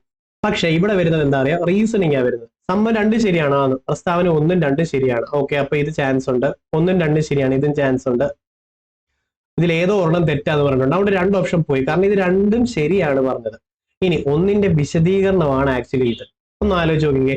സാമ്പത്തിക വളർച്ച കൈവരിച്ചു. ഇവിടെ ആണെങ്കിലോ നോക്കിക്കേ, സാമ്പത്തിക വളർച്ച അടിത്തറ പാകിയിട്ടുള്ളത്. അപ്പൊ 1ന്റെ എക്സ്പ്ലനേഷൻ ആണ് ഇത്. ഇത് എല്ലാവർക്കും പറഞ്ഞു തരാൻ അറിയത്തില്ലായിരിക്കാം, അല്ലെങ്കിൽ നമുക്ക് വായിച്ചാൽ മനസ്സിലാകത്തില്ലായിരിക്കാം. ഇതൊന്ന് പഠിച്ചെടുത്ത് ഇവിടുന്ന് 1ന്റെ എക്സ്പ്ലനേഷൻ ആണ് അടുത്തത്. അങ്ങനെയാണ് ഇത് വരുന്നത്, ശരിയായ ഉത്തരവാകുന്നത്. ഓക്കെ അല്ലേ? നിങ്ങൾ എക്സാമിന് വരുമ്പോൾ ഇങ്ങനത്തെ ക്വസ്റ്റ്യൻസ് എക്സ്പെക്ട് ചെയ്ത് പോകണം. ഇങ്ങനെ പോയാലേ ഇതിന് സിമ്പിൾ ആയിട്ട് നമുക്ക് കിട്ടത്തുള്ളൂ. അപ്പോഴേ പ്ലാനിംഗ് കമ്മീഷൻ ആദ്യം നിലവിൽ വന്നത് 1950. 1ാം പഞ്ചവത്സര പദ്ധതി വന്നത് 1951. 1ാമത്തെ പഞ്ചവത്സര പദ്ധതി കൃഷിക്കാണ് പ്രാധാന്യം നൽകിയത്. 2ാമത്തേത് വ്യവസായത്തിനാണ് പ്രാധാന്യം നൽകിയത്. ഖാദി വ്യവസായം 2ൽ വരും. പ്രധാന അണക്കെട്ടുകൾ എന്ന് ബേസ് ചോദിച്ചാൽ 2ൽ വരും. ഇന്ത്യ മിക്സഡ് എക്കോണമി ആക്കിയത് 2ൽ വരും. ഓക്കെ. പിന്നെ 3ാമത്തേലാണ് ഗ്രീൻ റെവല്യൂഷൻ. നമ്മളിപ്പോൾ പഠിച്ചിട്ട് വന്ന green revolution 1960-70 first stage, 70-80 second stage. MS Swaminathan ആയിരുന്നു അതിന്റെ പിതാവ്. ഇത്രയും പറഞ്ഞിട്ടില്ലേ? 12 പഞ്ചവത്സര പദ്ധതികൾ ഉണ്ടായിരുന്നു. 2014 നിന്നിട്ട് 2015 നിതി ആയോഗ് ആയിട്ട് മാറുകയുമായിരുന്നു. ഇത്രയും കിട്ടിയോ? ഇവിടെ ഇത്രയും മതി. അടുത്ത ക്ലാസ് ഇതിന്റെ അഡീഷണലും പറയാം. ഈ ടോപ്പിക് വരുമ്പോൾ ഓരോ ക്വസ്റ്റ്യൻ പേപ്പേഴ്സ് ആയിട്ട് പോകാം. നിതി ആയോഗ് ഇല്ലാത്ത ക്വസ്റ്റ്യൻ പേപ്പർ ഉണ്ടോ? ഇനിഷ്യേറ്റീവ്സ് തന്നിട്ടുണ്ട്. ഓക്കെ. ഇതില് നിതി ആയോഗിന്റെ 2015 വന്നേ, കാരണം പഞ്ചവത്സര പദ്ധതികൾ കഴിഞ്ഞിട്ട് പിന്നെ ഒന്ന് നിതി ആയോഗ്. ഓക്കെ. അപ്പൊ ഇതിൽ ഓൾമോസ്റ്റ് സാധനങ്ങളൊന്നും നോർമലായിട്ട് ഒരാൾക്ക് മനസ്സിലാകത്തില്ല. Atal innovation mission. ഇന്നോവേഷൻ എന്ന് പറയുമ്പോൾ ഇന്നോവേറ്റീവ് ആയിട്ടുള്ള ഒരു സംരംഭകരാവുകയാണ് അല്ലെ? അത് ചാൻസ് ഉണ്ട്. ഞാനാണെങ്കിൽ ഇങ്ങനെ ചെയ്യുമെന്ന് പറഞ്ഞാണ്. ശൂന്യ ക്യാമ്പയിൻ. ശൂന്യം പറയുമ്പോഴത്തേക്ക് ഇലക്ട്രിക് വാഹനങ്ങൾ ഇവിടെ കിടപ്പുണ്ട്. നിങ്ങൾ ഫുള്ള് വായിക്കുമ്പോൾ ഐഡിയ കിട്ടും. ശൂന്യ എന്ന് പറയുമ്പോൾ അത് ഇലക്ട്രിസിറ്റി പൊല്യൂഷൻ 0 എന്നായിരിക്കും ഉദ്ദേശിച്ചിട്ടുള്ളത്. അപ്പൊ ഞാനൊരു ട്രൈ ചെയ്യാൻ പോകും. 1 ബിയും 4 എ ഉള്ളത് ഏതെങ്കിലും ഒക്കെ ഉണ്ടോ നോക്കാം. 1 ബി ഉള്ളത് 2 ഉണ്ട്, 4 എ ഉള്ളവരുണ്ട്. ഗസ് വർക്ക് അടിച്ച് ഞാൻ കുത്തുമെങ്കിൽ ഇത് തന്നെ കുത്തും. ഓക്കെ, ശരി. ഇനി നമുക്ക് ഓരോന്ന് മാച്ച് ചെയ്യാം. അടൽ ഇന്നോവേഷൻ സംരംഭത്വം ഒക്കെ പ്രോത്സാഹിപ്പിക്കുന്നതാണ്. മെത്തനോൾ സമ്പദ്ഘടന എന്ന് പറയുന്ന എണ്ണ ഇറക്കുമതി ബില്ലാണ്. സഹകരണ ഫെഡറലിസം എന്ന് പറഞ്ഞു കഴിഞ്ഞാൽ സംസ്ഥാനവും കേന്ദ്രവും കൂടെ പവർ ഡിവൈഡ് ചെയ്യുന്നതും എല്ലാത്തിനെയും ഒരുമിച്ച് കൊണ്ടുപോകുന്നതാണ് ഫെഡറലിസം എന്ന് പറയുന്നത്. ഓക്കെ, എല്ലാവരുടെയും പങ്കാളിത്തം വരുത്തുന്നുണ്ട്. അപ്പൊ ഇതാണ് ശരിയായിട്ടുള്ള ഉത്തരം. സംഭവം കിട്ടിയോ? ഇങ്ങനെ ഓരോന്നും ലോജിക്കിൽ ഉപയോഗിച്ചും ചെയ്യാം, അല്ലാതെ GK-യും പഠിച്ചു. 91 ഇന്ത്യ നടപ്പിലാക്കി പുത്തൻ സാമ്പത്തിക നയം LPG, ലിബറലൈസേഷൻ, പ്രൈവറ്റൈസേഷൻ, ഗ്ലോബലൈസേഷൻ. ഇതുമായി ബന്ധപ്പെട്ട് ശരിയായ പ്രസ്താവനയാണ് വേണ്ടത്. ശരി, ടിക്ക് ചെയ്ത് വെക്കണേ. ഓക്കെ, അപ്പൊ നമുക്ക് നോക്കാം. ആദ്യം സ്വാശ്രയത്വം പ്രോത്സാഹിപ്പിച്ച് വിദേശ സഹായം പരമാവധി കുറയ്ക്കുക. പരമാവധി കുറയ്ക്കുക എന്നുള്ള കൺസെപ്റ്റ് ഉണ്ടായിരുന്നു അതില്? ഇല്ല. ഇനി കൺഫ്യൂഷൻ ആണ്, അവിടെ നിന്നോട്ട്. ഇന്ത്യൻ സമ്പദ്ഘടനയെ ഉദാരവൽക്കരിച്ച് ആഗോള കമ്പോളവുമായി സംയോജിപ്പിക്കുക, അതുണ്ടായിരുന്നു? ഇല്ലേ. ഗ്ലോബലൈസേഷൻ എന്ന് പറഞ്ഞാൽ ഇന്ത്യൻ മാർക്കറ്റ് ഗ്ലോബൽ മാർക്കറ്റുമായിട്ട് മത്സരിക്കാൻ റെഡിയാക്കുക എന്നുള്ളതാണ്. ഇത് ശരിയാണ്.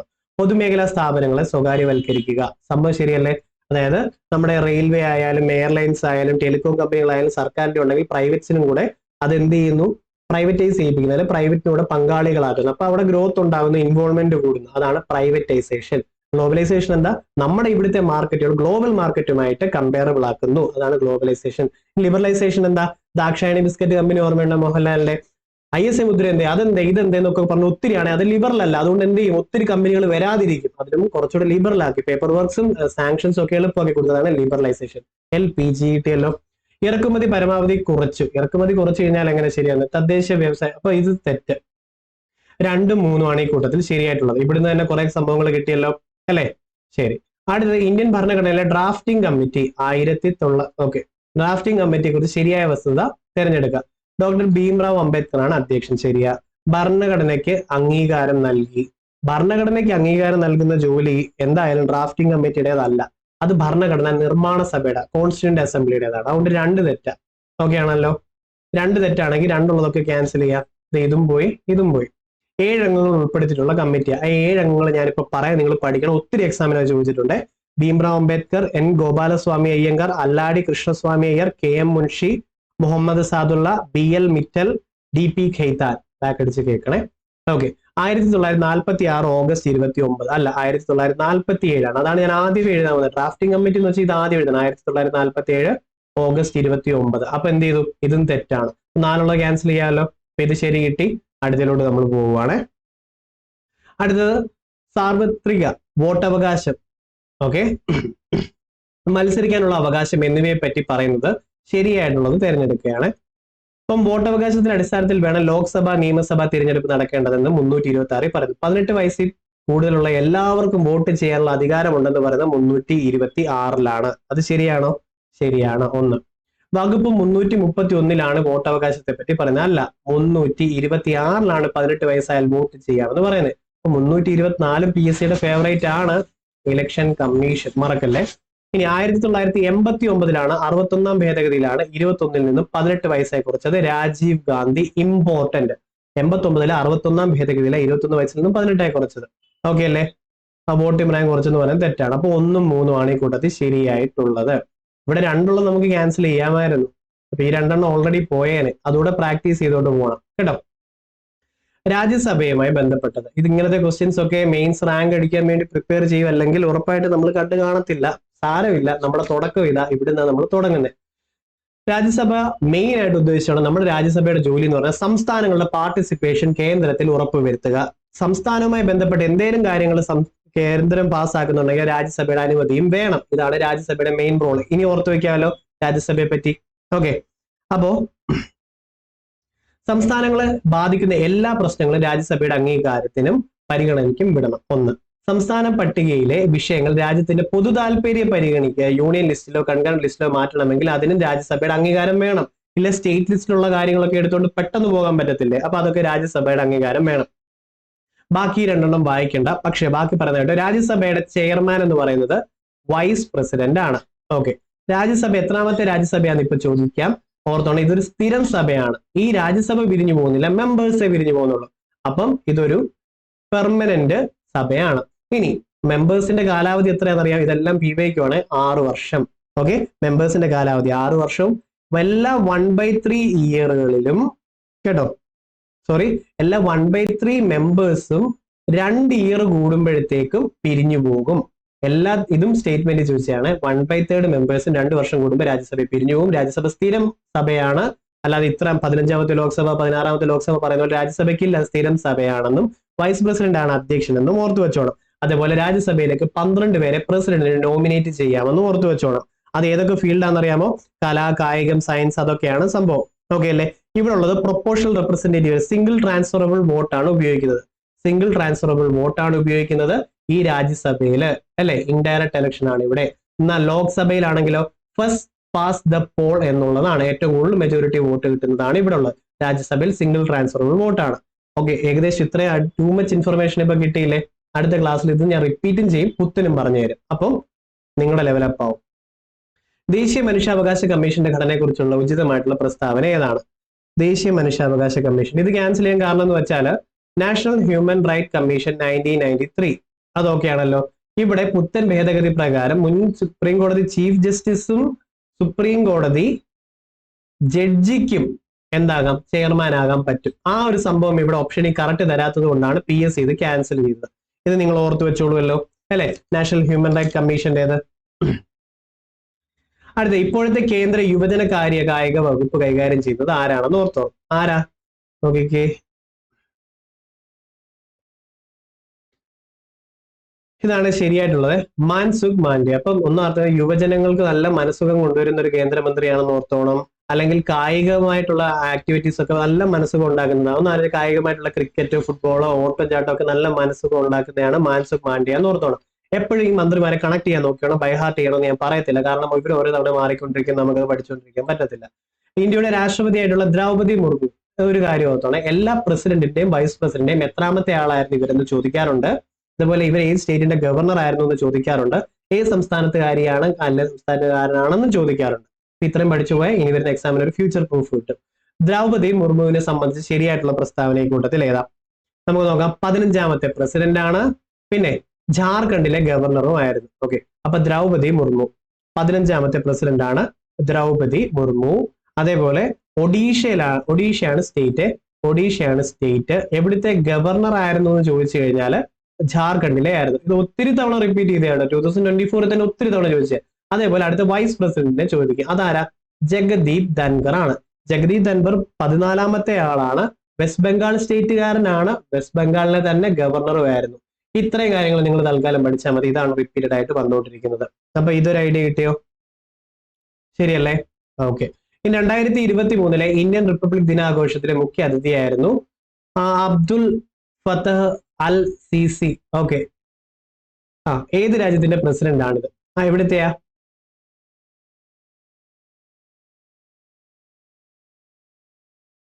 അറബ് റിപ്പബ്ലിക് ഓഫ് ഈജിപ്റ്റ് അല്ലെ? ഈജിപ്റ്റ് അല്ലായിരുന്നോ? 70. ഓക്കെ. എന്നാലേ നമ്മുടെ ഈ നിലവിലത്തെ റിപ്പബ്ലിക് ഡേയിലെ 2025 76ാമത്തെ റിപ്പബ്ലിക് ഡേയിലെ ഇന്തോനേഷ്യൻ പ്രസിഡന്റാ വന്നത്. ഇത് ഓർത്ത് വെച്ചോണം കേട്ടോ. അത് ചോദിക്ക്, ഇന്തോനേഷ്യൻ പ്രസിഡന്റ് ആയിരുന്നു വന്നിട്ടുള്ളത് എന്നുള്ളത് അപ്ഡേറ്റ് ആക്കിക്കോണം. അപ്പം 2025 76ാമത്തെ റിപ്പബ്ലിക് ഡേയിലെ ഇന്തോനേഷ്യൻ പ്രസിഡന്റാ വന്നത്. പേര് പ്രബോവോ സുബിനാറ്റോ കേട്ടോ. പ്രബോവോ സുബിനാന്റോ എന്നൊക്കെയാ പ്രൊണൗൺസിയേഷൻ. അപ്പൊ പ്രബോവോ സുബിനാന്റോ ഇന്തോനേഷ്യയാണ് കേട്ടോ. ഓക്കെ. അപ്പൊ നമ്മുടെ ഈ 10th മെയിൻസിന് വേണ്ടിയുള്ള അസിസ്റ്റന്റ് സെയിൽസ്മാന്, സെക്രട്ടേറിയറ്റ് OAക്കൊക്കെ വേണ്ടിയുള്ള ബാച്ച് ഫോം ചെയ്തിട്ടുണ്ട്. അപ്പം നിങ്ങൾക്ക് ഉടനെ 10ാം തീയതി മുതൽ ഇത് സ്റ്റാർട്ട് ചെയ്ത് നിങ്ങൾക്ക് പർച്ചേസ് ചെയ്യാം. അപ്പൊ കൂപ്പൺ കോഡ് ഇംതിയാസ് ലൈവ് ഉപയോഗിച്ച് കഴിഞ്ഞാൽ നിങ്ങൾക്ക് 999 രൂപയ്ക്ക് കിട്ടും. ഡെപ്തിൽ ഓരോ സബ്ജക്റ്റും പഠിച്ചു പോകാം, ലൈവ് ആയിട്ട് ഇന്ററാക്ട് ചെയ്തും പോകാൻ പറ്റും. ഇപ്പൊ റെക്കോർഡ് സെഷനല്ലേ നമ്മൾ ലൈവ് ആയിട്ടും പഠിച്ചു പോകാം, പോളൊക്കെ യൂസ് ചെയ്യാം. അപ്പം അങ്ങനെ താല്പര്യം ഉണ്ടെങ്കിൽ നിങ്ങൾ ധൈര്യമായിട്ട് ഇതേണ്ട ഈ റെഫറൽ കോഡ് ഉപയോഗിച്ച് ബാച്ച് ജോയിൻ ചെയ്താൽ കേട്ടോ. ഓക്കെ. അപ്പോ സ്നേഹസ്വാന്തനം പദ്ധതി ആർക്കാണ് നൽകുന്നത്? സ്നേഹസ്വാന്തനം എന്നുള്ള പദ്ധതി സംസ്ഥാനത്തെ എൻഡോസൾഫാനിയറുകൾക്കാണ് ഇതുള്ളത് അല്ലെ? സ്നേഹസ്വാന്തനം ഓക്കെ ആണല്ലോ. സമാശ്വാസം നിങ്ങൾക്ക് ഓർമ്മയുണ്ടോ? കാരണം 2024 ഒത്തിരി തവണ ചോദിച്ചിട്ടുള്ളതാ സമാശ്വാസം. സമാശ്വാസത്തിന്റെ മെയിൻ പരിപാടി എന്തായിരുന്നു? സിക്കിൾ സെൽ അനീമിയ, അതിലുപരി കിഡ്നി അല്ലെ? സമാശ്വാസം കിഡ്നി പേഷ്യൻസിനൊക്കെയാണ് 2024 ഫേവറേറ്റ് ചോദ്യം സമാശ്വാസമേ. അതേപോലെ പിന്നെന്ത്, പ്രമേഹം ബാധിതരായ കുട്ടികൾക്കൊക്കെ നൽകുന്നെന്ന് പറയുമ്പം മിഠായി എന്നൊരു സ്കീമുണ്ട്, അത് കുട്ടികൾക്ക് വേണ്ടിയുള്ളതാ. ഇനി സിക്കിൾ സെൽ അനീമിയ ആണേലും സമാശ്വാസമുണ്ട്. മെയിൻ ആയിട്ട് PSC പക്ഷെ സമാശ്വാസം ചോദിക്കുന്നത് കിഡ്നി ആണെന്ന് ഓർത്തു വെച്ചോണം. ഇത് ഇത്ര ഓർത്തു വെച്ചോളൂല്ലോ അല്ലെ? പിന്നെ 18 വയസ്സിൽ താഴെയുള്ള കുട്ടികൾക്ക് മാരക രോഗമുണ്ടെങ്കിൽ അത് താലോലം സ്കീമാണ്. Okay, Thalolam scheme. സ്നേഹസ്വാന്തനമാണ്, എൻഡോസൾഫാനുമാണ്. റിപ്പീറ്റഡ് ആയി ഇതെല്ലാം കേട്ടോ, പഠിച്ചോണേ. 2012 പോക്സോ നിയമവുമായി ബന്ധപ്പെട്ട് താഴെ പറയുന്ന പ്രസ്താവനകളിൽ ഏറ്റവും യോജിക്കുന്ന പ്രസ്താവന ഏതൊക്കെയെന്ന് നോക്കാം. ഇവിടെ ശരിയായിട്ടുള്ളത് മാത്രം വായിച്ചു വെക്കുക, തെറ്റായിട്ടുള്ളത് മനസ്സിലേ അടുപ്പിക്കേണ്ട. അതുകൊണ്ട് 1, 2, 3 ആണ് ശരിയായിട്ടുള്ളത്. പോക്സോ കേസുകളിൽ കുട്ടിയുടെ മൊഴി എടുക്കുമ്പോൾ പോലീസ് ഓഫീസ് യൂണിഫോമിൽ ആയിരിക്കരുത്. അതേപോലെ സന്ധി സമയം കഴിഞ്ഞിട്ട് സ്റ്റേഷനിൽ കൊണ്ടുപോകരുത്, സ്റ്റേഷനിൽ കൊണ്ടുപോയി മൊഴി എടുക്കരുത് എന്നൊക്കെ ഉള്ളത് പോക്സോ കേസിലെ കോമൺ ആയിട്ടുള്ള ഫാക്റ്റ്. ഇനി നിങ്ങൾ വകുപ്പുകൾ 28ഉം 27ഉം 21ഉം പഠിച്ചു വെക്കണം. PSCക്ക് ഫേവറേറ്റ്.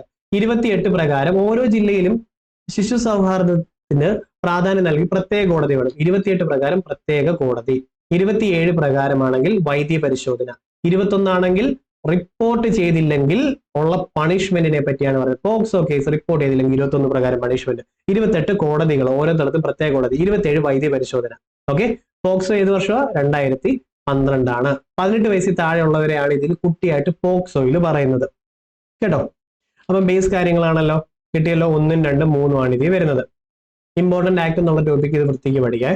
വാത്സല്യ നിധി പദ്ധതിയെ സംബന്ധിച്ച് ഏറ്റവും യോജിക്കുന്നത്. സ്കീമുകളൊക്കെ അപ്ഡേറ്റഡ് ആയില്ലെങ്കിൽ ചിലപ്പോൾ പ്രോബ്ലം ഇതുപോലെ വരാം. എനിവേ ഇത് നോക്കിക്കോ, നമുക്ക് ശരിയാക്കാം. പട്ടികജാതി വിഭാഗത്തിൽ ഉൾപ്പെട്ട പെൺകുട്ടികളുടെ സമഗ്ര വികസനത്തിനായിട്ടുള്ളതാണ് ഇത്. പട്ടികജാതി കേട്ടോ, വേറെ OBCയോ പട്ടികവർഗമോ ഒന്നും ഇല്ല എന്ന് ഓർത്തു വെച്ചോണം. അതേപോലെ ലൈഫ് ഇൻഷുറൻസ് കോർപ്പറേഷനുമായിട്ടുള്ള സ്കീമായിരുന്നു ഓർത്തോണം. ഇമ്പോർട്ടന്റ് വാത്സല്യ നിധി പട്ടികജാതി കുട്ടികളുമായി ബന്ധപ്പെട്ട LICയുമായി ലിങ്ക് ചെയ്തിട്ടാണ് ഇതുള്ളത്. ഇതാണ് ഇവിടുത്തെ കീ പോയിന്റ്. ബാക്കി ഒന്നും നോക്കണ്ട, 1ഉം 3ഉം ആണ് ശരിയായിട്ടുള്ളത്. വാത്സല്യ നിധി. അതേപോലെ വിദ്യാധീരം 2024 ഈ അടുത്തിടയ്ക്ക് ചോദിച്ചത് വിദ്യാധീരം എന്താണെന്നറിയാമോ? ഈ മത്സ്യത്തൊഴിലാളികളില്ലേ അല്ലെ, ഫിഷർമെൻ അല്ലെങ്കിൽ ഫിഷിംഗ് ഫാമിലിയിലത്തെ കുട്ടികൾക്കുള്ള വിദ്യാഭ്യാസത്തിന് വേണ്ടിയുള്ള സ്കീമാണ് വിദ്യാധീരം എന്ന് ഓർത്തു വെച്ചോണം. അപ്പൊ വാത്സല്യ നിധി ഓർത്തു വെച്ചോളൂല്ലോ. വാത്സല്യ നിധി പട്ടികജാതി കുട്ടികളുമായി ബന്ധപ്പെട്ടതാ. LIC ആണ് ഇതിൽ മെയിൻ ആയിട്ടുള്ളത്. ഓക്കെ അല്ലേ?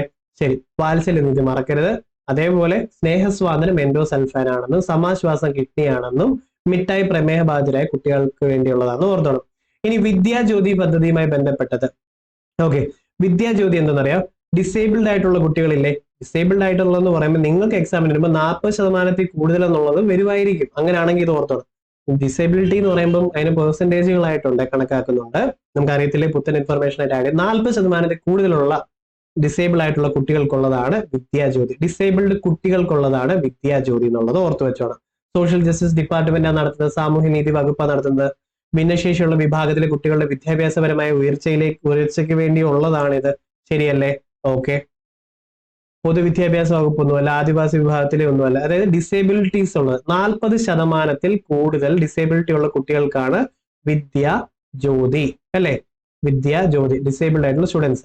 അതേപോലെ PSCയുടെ വേറെ ഫേവറേറ്റ് ഒരെണ്ണം പറയട്ടെ, വിദ്യാകിരണം. വിദ്യാകിരണം എന്താ അറിയാം? 40% കൂടുതൽ ഡിസേബിലിറ്റി ഉള്ള പേരൻസ് ഉള്ള കുട്ടികൾ, ഇതാണ് വിദ്യാകിരണം. വിദ്യാജ്യോതി കുട്ടികൾക്ക്, ഓക്കെ, അതായത് ഡിസേബിൾഡ് ആയിട്ടുള്ള കുട്ടികൾക്ക്. വിദ്യാകിരണം ഡിസേബിൾഡ് ആയിട്ട് പേരൻസ് ഉള്ള കുട്ടികൾക്ക്. ഇത് രണ്ടെണ്ണം ഇപ്പൊ തന്നെ പഠിച്ചിട്ട് പോകണം. PSC ഫേവറേറ്റ്, ചോദിക്കും, തെറ്റിക്കും, ഇതൊക്കെ പരിപാടിയുള്ള സ്ഥിരം കേട്ടോ, കളയല്ല. അടുത്തത്, കേരള സംസ്ഥാനത്തെ ഇപ്പോഴത്തെ യുവജന കാര്യം. യുവജനങ്ങൾക്കൊക്കെ ഭയങ്കര ചാർജറാണ്, ഷാജർ എന്നങ്ങ് ഓർത്താൽ മതി. ചാർജറാണ്, യുവജനങ്ങൾക്ക് ഒരു ചാർജ് ആണെന്നോ ചാർജർ ആണെന്നോ ഷാജർ എന്ന് ഓർത്ത് കഴിഞ്ഞാൽ ഇതും കണക്ട് ചെയ്ത് വെക്കാം. ബൈ ഹാർട്ട് ചെയ്യേണ്ട, മാറിക്കൊണ്ടിരിക്കും. ഇപ്പോഴത്തെ കേരള ഹൈക്കോടതി ചീഫ് ജസ്റ്റിസ് ആരാണ്? ആദ്യം നമുക്ക് സുപ്രീം കോർട്ട് പഠിക്കാം. അതിപ്പോ പഠിച്ചിട്ട് വെക്കോ.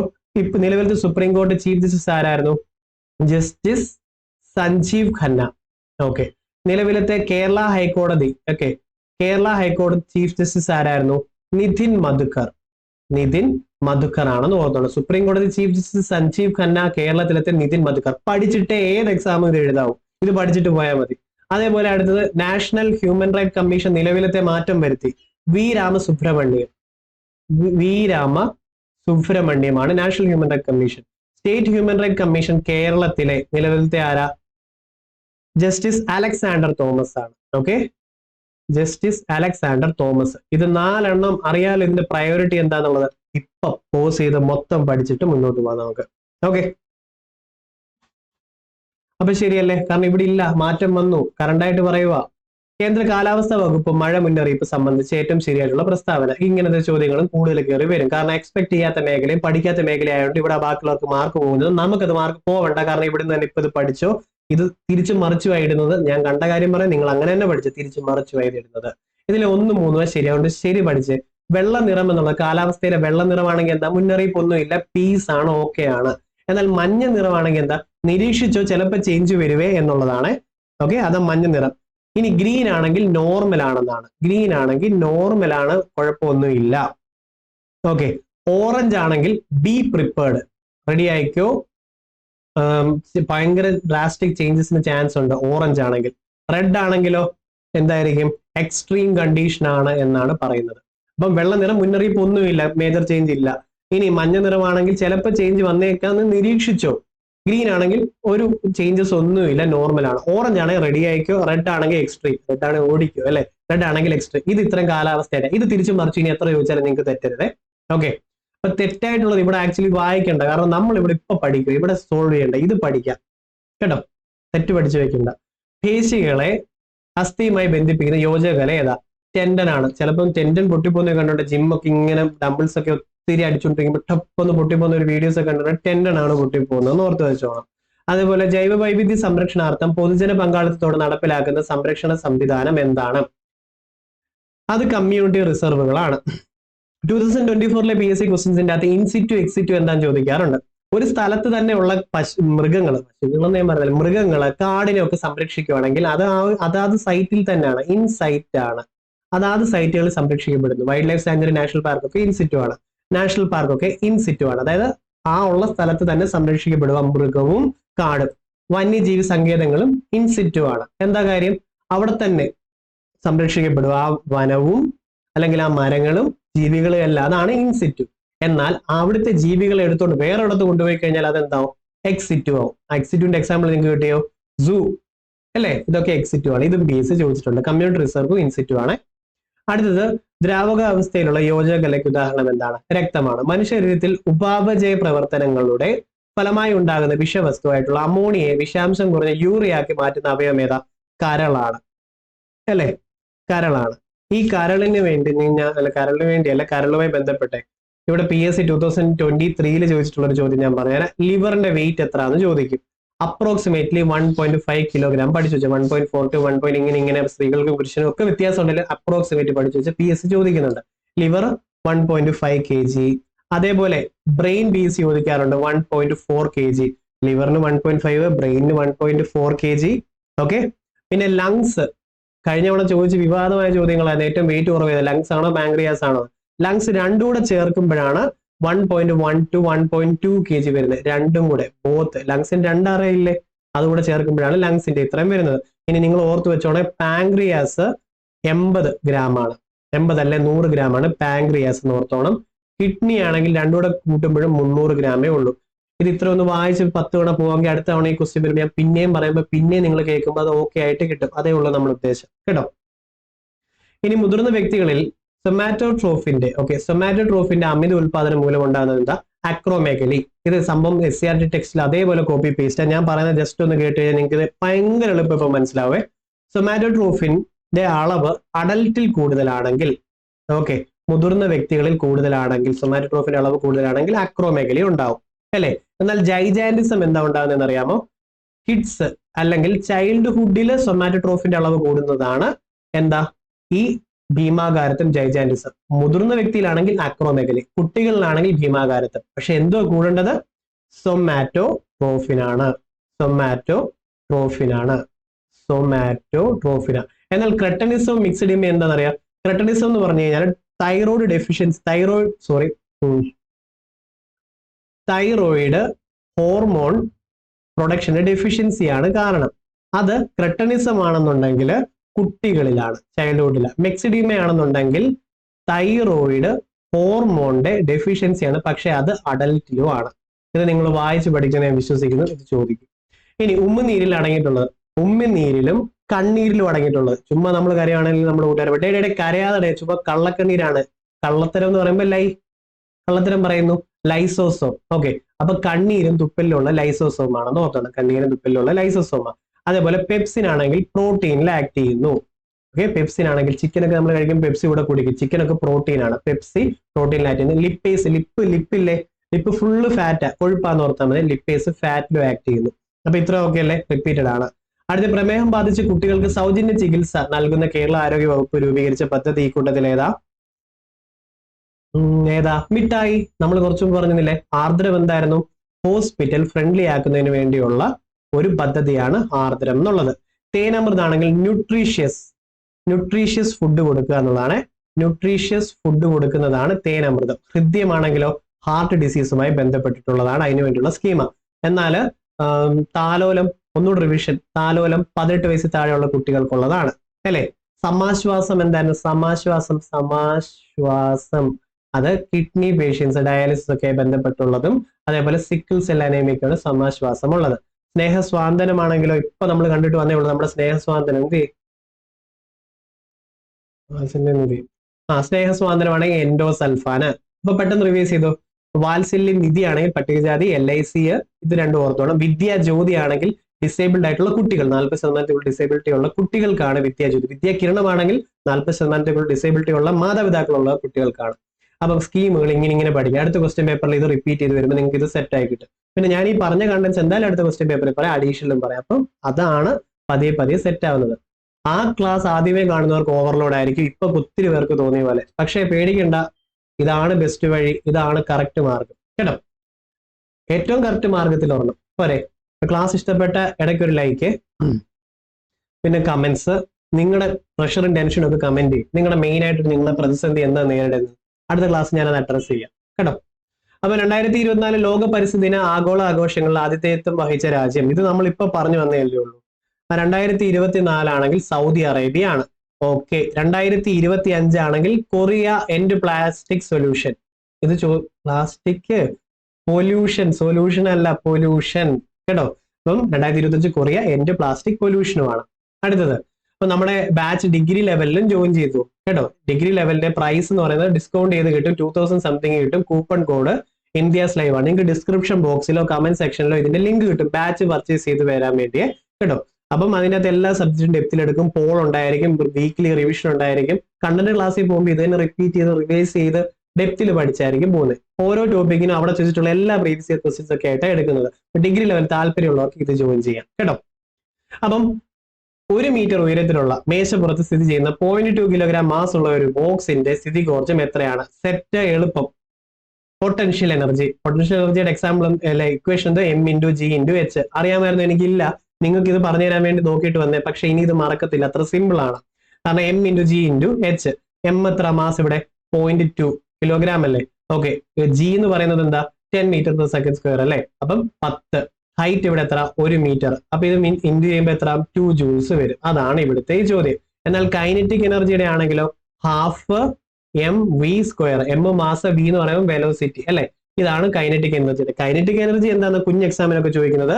ഒരു ബോൾ മുകളിൽ താഴോട്ട് വീഴുവാണെങ്കിൽ മൂവ്മെന്റിലുള്ള ഒരു സംഭവത്തിലുള്ള എനർജിയാണ് കൈനറ്റിക് എനർജി അല്ലെങ്കിൽ ഗതികോർജം എന്ന് പറയുന്നത്.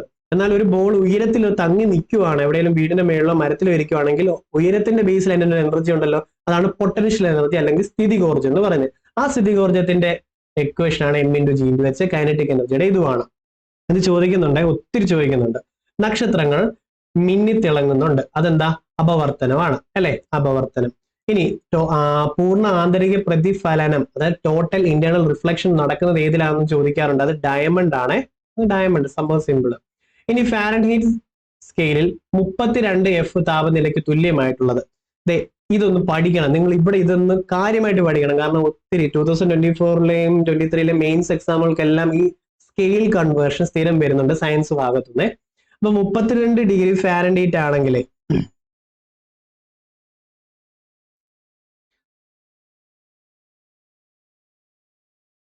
0 ഡിഗ്രി സെൽഷ്യസ് ആണ്. അപ്പൊ 32 ഡിഗ്രി ഫാരൻഹീറ്റ് ആണെങ്കിൽ 0 ഡിഗ്രി സെൽഷ്യസ് ആണ്. അതൊക്കെയാണോ? 0 ഡിഗ്രി സെൽഷ്യസ്. ശരി. അപ്പൊ അടുത്തൊരെണ്ണം ഞാൻ പറയട്ടെ. PSC അടുത്തിടയ്ക്ക് ഇവിടെ നിന്ന് ഈ സ്കെയിൽ കൺവേർഷന് ചോദിച്ച കുറെ ചോദ്യങ്ങളുണ്ട്. അതിൽ കുറച്ചെണ്ണം ഇപ്പൊ പറയാം. ബോയിലിംഗ് പോയിന്റ് എടുക്കുമ്പോഴേ 100 ഡിഗ്രി സെൽഷ്യസ് ആണ് നമുക്കറിയാം. ഓക്കെ, അത് എത്ര ഫാരൻഡ് ആണ്? 212 ഡിഗ്രി ഫാരൻഡ് ആണ്. ഓക്കെ, അത് എത്ര കെൽവിൻ ആണെന്നറിയാം? 373 കെൽവിൻ.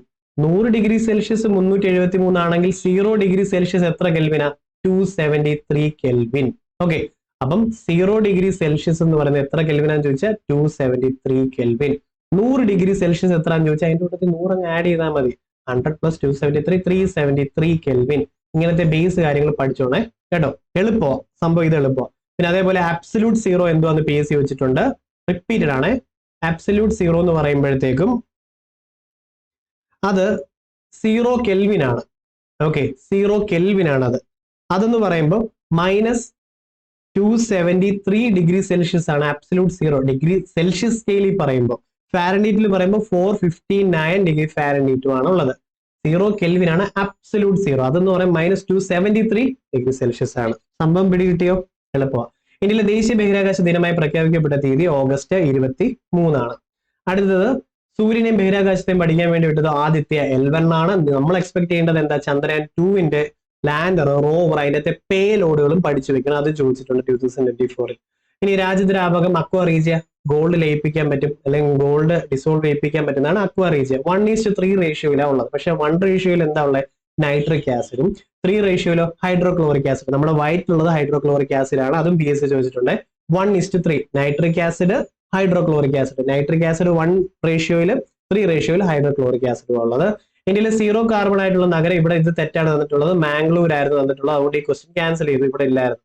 അത് താഴെ പറഞ്ഞതിൽ യഥാർത്ഥ ലായനി ഏതാണ്? സോഡിയം അമാൽഗം ആണ് യഥാർത്ഥ ലായനി. സിങ്ക് ബ്ലെൻഡ് എന്നറിയപ്പെടുന്നത് ഏതാ? സിങ്ക് സൾഫൈഡ് ആണ് സിങ്ക് ബ്ലെൻഡ്. 2023 നോബൽ പ്രൈസ് ഇപ്പൊ നമ്മൾ പഠിക്കുന്നില്ല. 2024 നോബൽ പ്രൈസിനെ പറ്റി ഞാൻ ഒരു 2 വാക്ക് പറയാം. നിങ്ങൾക്ക് ചിലപ്പോൾ യൂസ്ഫുൾ ആവും, ചിലപ്പോൾ അല്ല, സൂപ്പർ യൂസ്ഫുൾ ആവും. കാരണം ഇത്രയേ ഉള്ളൂ. ഞാനും എന്റെ ഫ്രണ്ടോട് നടന്നു പോകുമായിരുന്നു, അല്ലെ നിങ്ങൾ നിങ്ങളുടെ ഫ്രണ്ടോട് നടന്നു പോകുമ്പോഴത്തേക്ക് ഒരു ബേക്കറി അവിടെ കണ്ടപ്പോഴത്തേക്ക് അവനെ അപ്പോഴേ ജമ്പ് ചെയ്തു. അതായത് ഒരു ബേക്കറി അവിടെ കണ്ടു, അപ്പൊ ഞാൻ ഡേ എന്ന് വിളിക്കുന്നതിന് മുന്നേ അവൻ ജമ്പ് ചെയ്തു. ഓക്കെ, ഇത്രയും വെച്ച് ഈ പേര് കണക്ട് ചെയ്യാം. അല്ലാതെ ഈ പേര് ബൈഹാർട്ട് ചെയ്യേണ്ട. നോബൽ പ്രൈസ് 2001 നിങ്ങൾ ബൈഹാർട്ട് ചെയ്യേണ്ട, എല്ലാം കണക്ട് ചെയ്യാം. അതായത് നോബൽ പ്രൈസ് ഫോർ കെമിസ്ട്രി പറയുവാണെങ്കിൽ ആ ബേക്കറിയുമായിട്ടുള്ള എന്റെ ഫ്രണ്ടിന്റെ കെമിസ്ട്രി ഭയങ്കര അടിപൊളിയാണ്. കാരണം ബേക്കറി കണ്ട അവൻ അപ്പ ജമ്പ് ചെയ്യും. ജോൺ ജെമ്പർ. ഓക്കെ, ജോൺ ജെമ്പർ 1 കെമിസ്ട്രി ഭയങ്കരമാണ്. ആ ബേക്കറിയുമായിട്ട് അവൻ ജമ്പ് ചെയ്യും. അതൊന്ന് കിട്ടി. ഡേ എന്ന് വിളിക്കുന്നതിന് മുന്നേ തന്നെ അവൻ ചാടി. Demis has എബിസ്.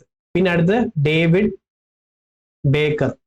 അപ്പം ബേക്കർ കണ്ടപ്പോഴേ ഡേ എന്ന് വിളിക്കുന്നതിന് മുന്നേ അവൻ ജമ്പ് ചെയ്തു. ആ ബേക്കറിയുമായിട്ടുള്ള അവന്റെ കെമിസ്ട്രി ഭയങ്കരമാണ്. ഇത് ഇത്രയും 2-3 ആളിൽ പറയണം. പറയുമ്പോൾ വെച്ചാൽ ഒരു ഇതൊക്കെ തോന്നും, എനിക്കും തോന്നും. പക്ഷെ ഇത് കണക്ട് ചെയ്ത് കഴിഞ്ഞാൽ ഉണ്ടല്ലോ, പിന്നെ ഇത് കാണാതെ പഠിക്കണ്ടല്ലോ, ഇങ്ങനെ ഇഷ്ടം പോലെ കണക്ട് ചെയ്ത് വെക്കാൻ പറ്റും കേട്ടോ. അപ്പൊ ഇത് യൂസ്ഫുൾ ആവട്ടെ, പറ്റും, എളുപ്പമാവും. അടുത്ത അപ്പുക്കിളി.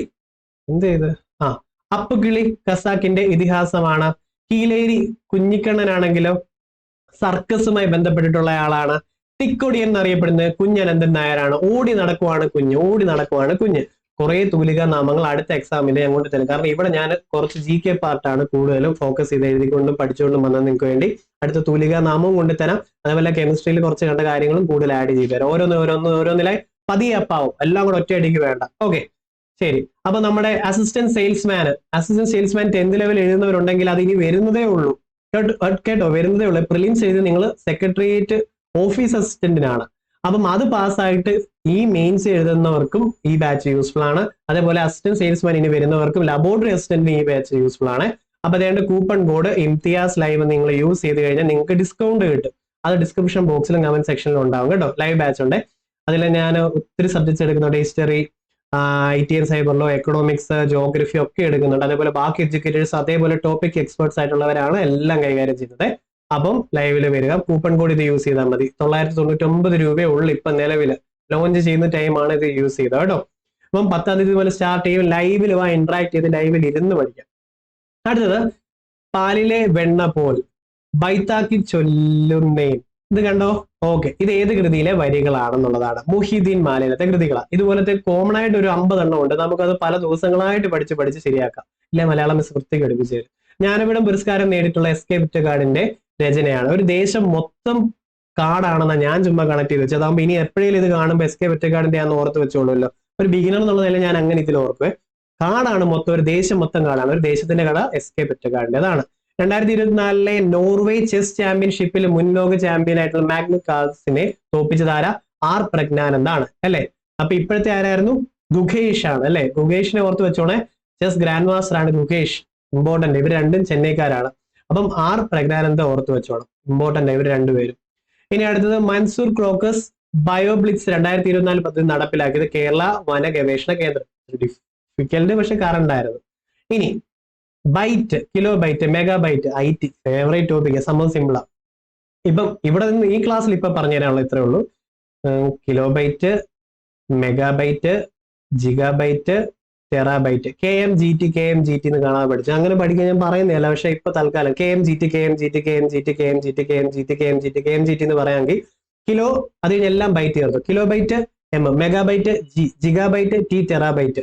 അപ്പം കിലോ ബൈറ്റ്, മെഗാബൈറ്റ്, അടുത്ത വരേണ്ടത് ജിഗാബൈറ്റ് ആണ്. Okay, gigabyte.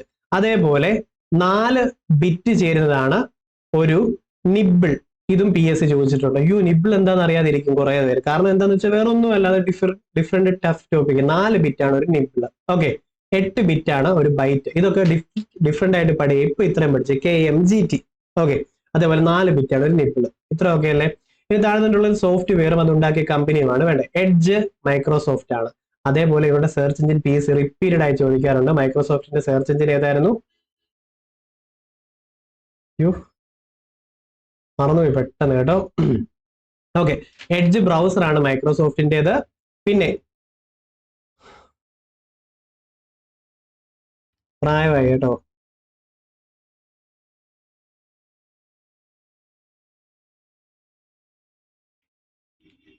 ബിങ്, ഇത്രേ ഉള്ളൂ. ബിങ്. എഡ്ജ് തുറന്ന അപ്പൊ ബിങ് കയറി വരും. അപ്പൊ സെർച്ച് എഞ്ചിൻ, മൈക്രോസോഫ്റ്റിന്റെ സെർച്ച് എഞ്ചിൻ ഏതായിരുന്നു? ബിങ് ആണ്. വെബ് ബ്രൗസർ ആണ് എഡ്ജ്. ഫോട്ടോഷോപ്പ് ആണെങ്കിലോ പേരിൽ തന്നെ ഉണ്ട് അഡോബ് ഫോട്ടോഷോപ്പ് എന്ന അഡോബ് ഫോട്ടോഷോപ്പ് ആണ്. അതുകൊണ്ട് രണ്ടാമത്തേതാണ് തെറ്റായിട്ടുള്ളത്. അപ്പൊ രണ്ടുള്ളതൊക്കെ എങ്ങനെ ക്യാൻസൽ ചെയ്ത് കളഞ്ഞോ പോട്ടെ. പിന്നെ അടുത്തത് മാക് OS ആപ്പിൾ ആണ്. ആൻഡ്രോയിഡ് ഗൂഗിളുമാണ്. ആൻഡ്രോയിഡിന്റെ കമ്പനി ഏതാ? അത് ഗൂഗിൾ ആണ്. അപ്പൊ 1, 3, 4 ആണ് ശരിയായിട്ടുള്ളത്. ഇതൊക്കെ ഡെപ്തി പഠിക്കാമേ. കൂട്ടത്തിൽ ചേരാത്തത് PS ക്യാൻസൽ ചെയ്ത്, കാരണം അവർക്ക് തന്നെ അറിയത്തില്ല എന്താ ചോദിച്ചത്. പക്ഷെ ഇവിടെ PS 100 തവണക്കുള്ളിൽ ചോദിച്ചു ഞാൻ പറയാം. ഒരു റൂമിനുള്ളിലോ ഒരു ബിൽഡിങ്ങിനുള്ളിലെയോ കമ്പ്യൂട്ടേഴ്സും എക്യുപ്മെന്റ്സും കണക്ട് ചെയ്യാൻ വേണ്ടി ഉപയോഗിക്കുന്ന ചെറുതാണ് LAN.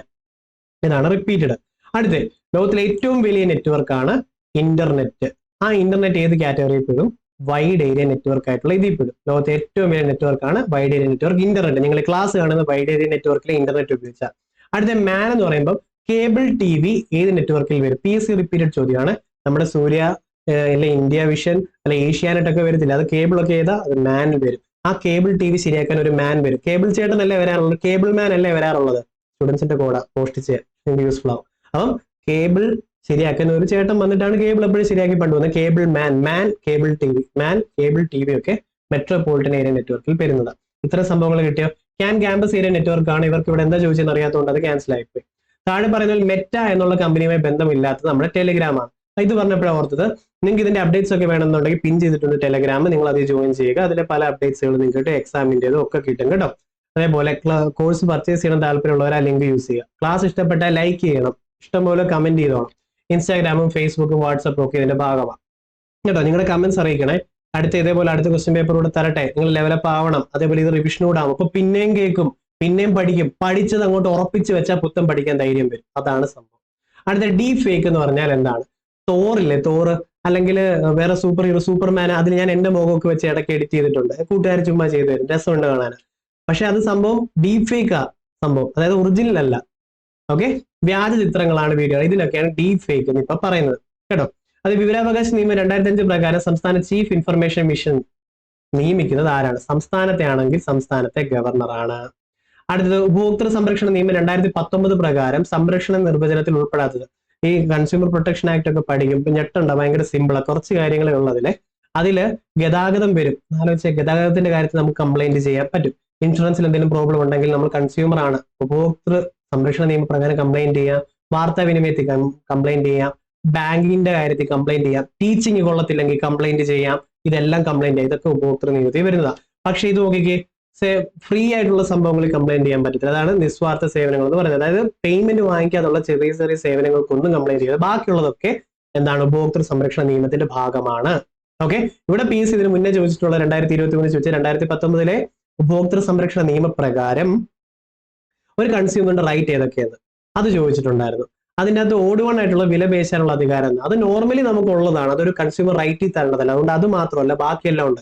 റൈറ്റ് ടു ചൂസ് ചെയ്യാനുള്ളത്, right to be heard, right to redressal, അതായത് നമ്മുടെ പ്രശ്നങ്ങൾ പരിഹരിക്കാൻ, നമ്മുടെ പ്രശ്നങ്ങൾ കേൾക്കാൻ, right to consumer education, right to choice, നമുക്ക് ഇഷ്ടമുള്ള ചൂസ് ചെയ്യാൻ, കൺസ്യൂമർ എഡ്യൂക്കേഷൻ, ഇതൊക്കെ ഉപഭോക്തൃ സംരക്ഷണ നിയമത്തിൽ വരുന്നതാണ്. അടുത്ത ക്ലാസ്സിൽ അത് പറഞ്ഞു തരുമ്പോൾ മനസ്സിലാവും. പിന്നെ കൺസ്യൂമർ പ്രൊട്ടക്ഷൻ ആയിട്ട് ഏതിലൊക്കെ വർക്ക് ചെയ്യും?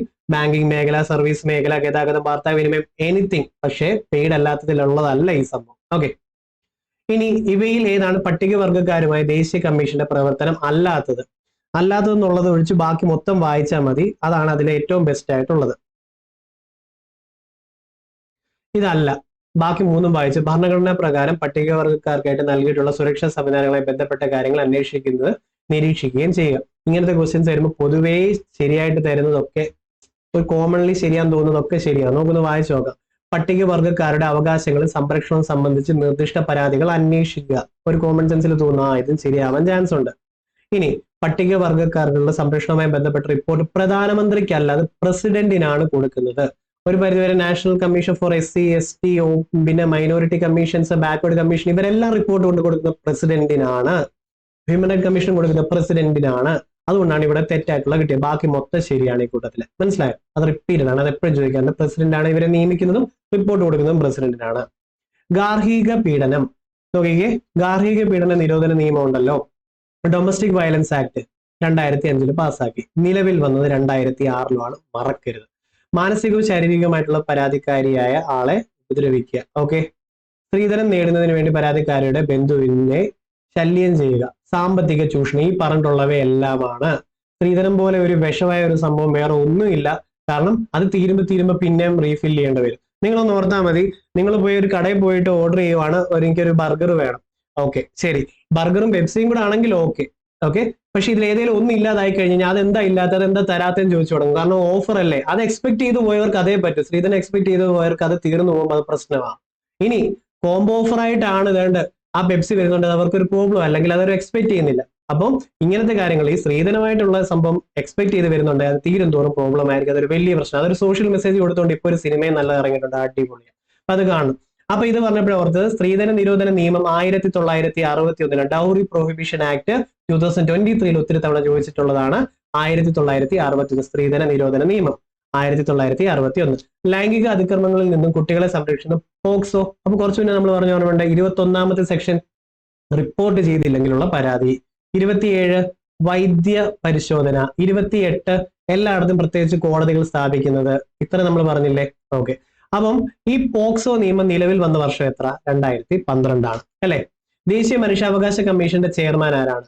നാഷണൽ ഹ്യൂമൻ റൈറ്റ് കമ്മീഷന്റെ നമ്മളിപ്പോ പറഞ്ഞതേ ഉള്ളായിരുന്നല്ലോ, വി രാമസുബ്രഹ്മണ്യം അല്ലെ? വി രാമസുബ്രഹ്മണ്യം. നോക്കട്ടെ,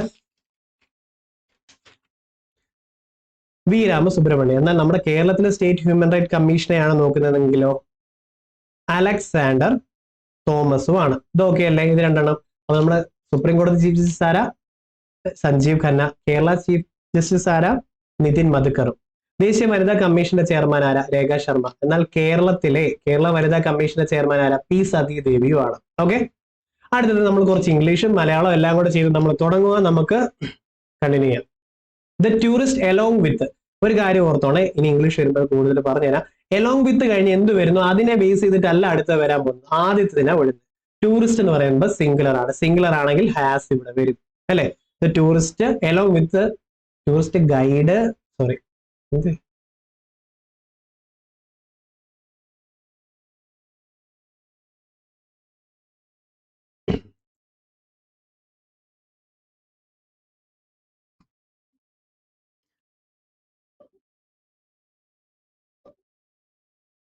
ഓക്കെ.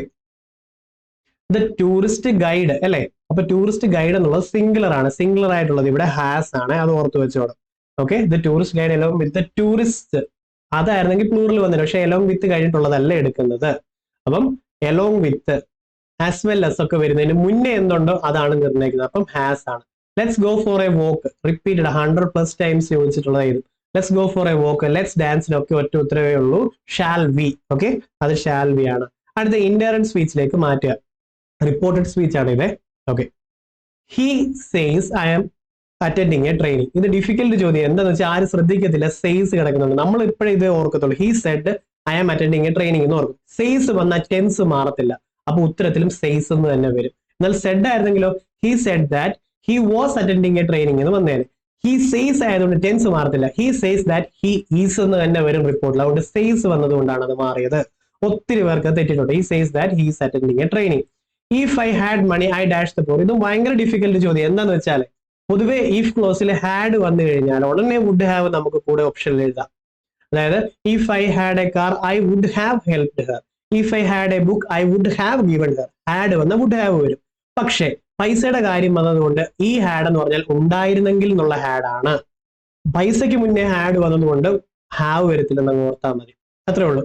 പക്ഷേ ഇവിടെ ഇപ്പം ഇതിന്റെ ഉത്തരം if I had money I would help the poor ആണ്.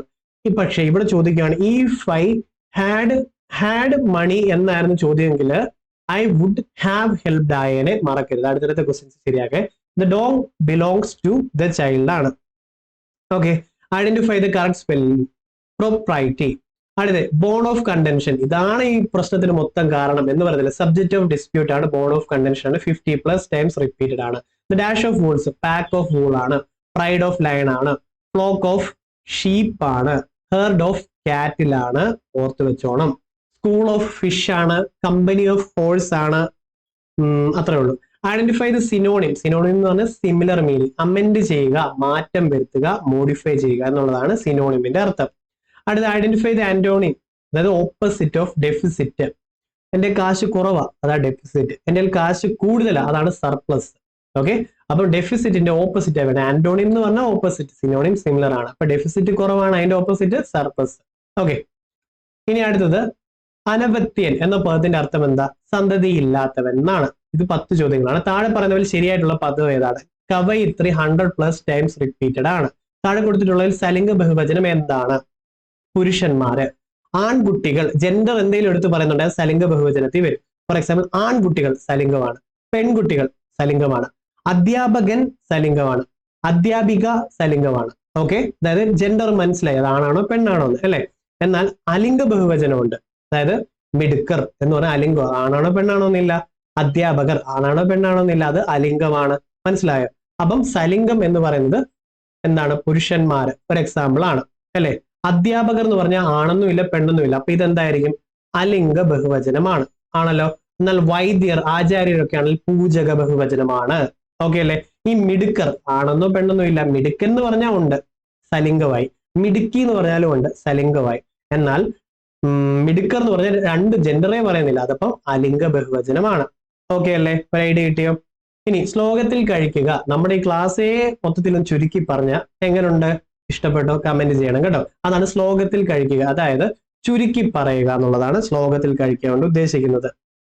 Okay.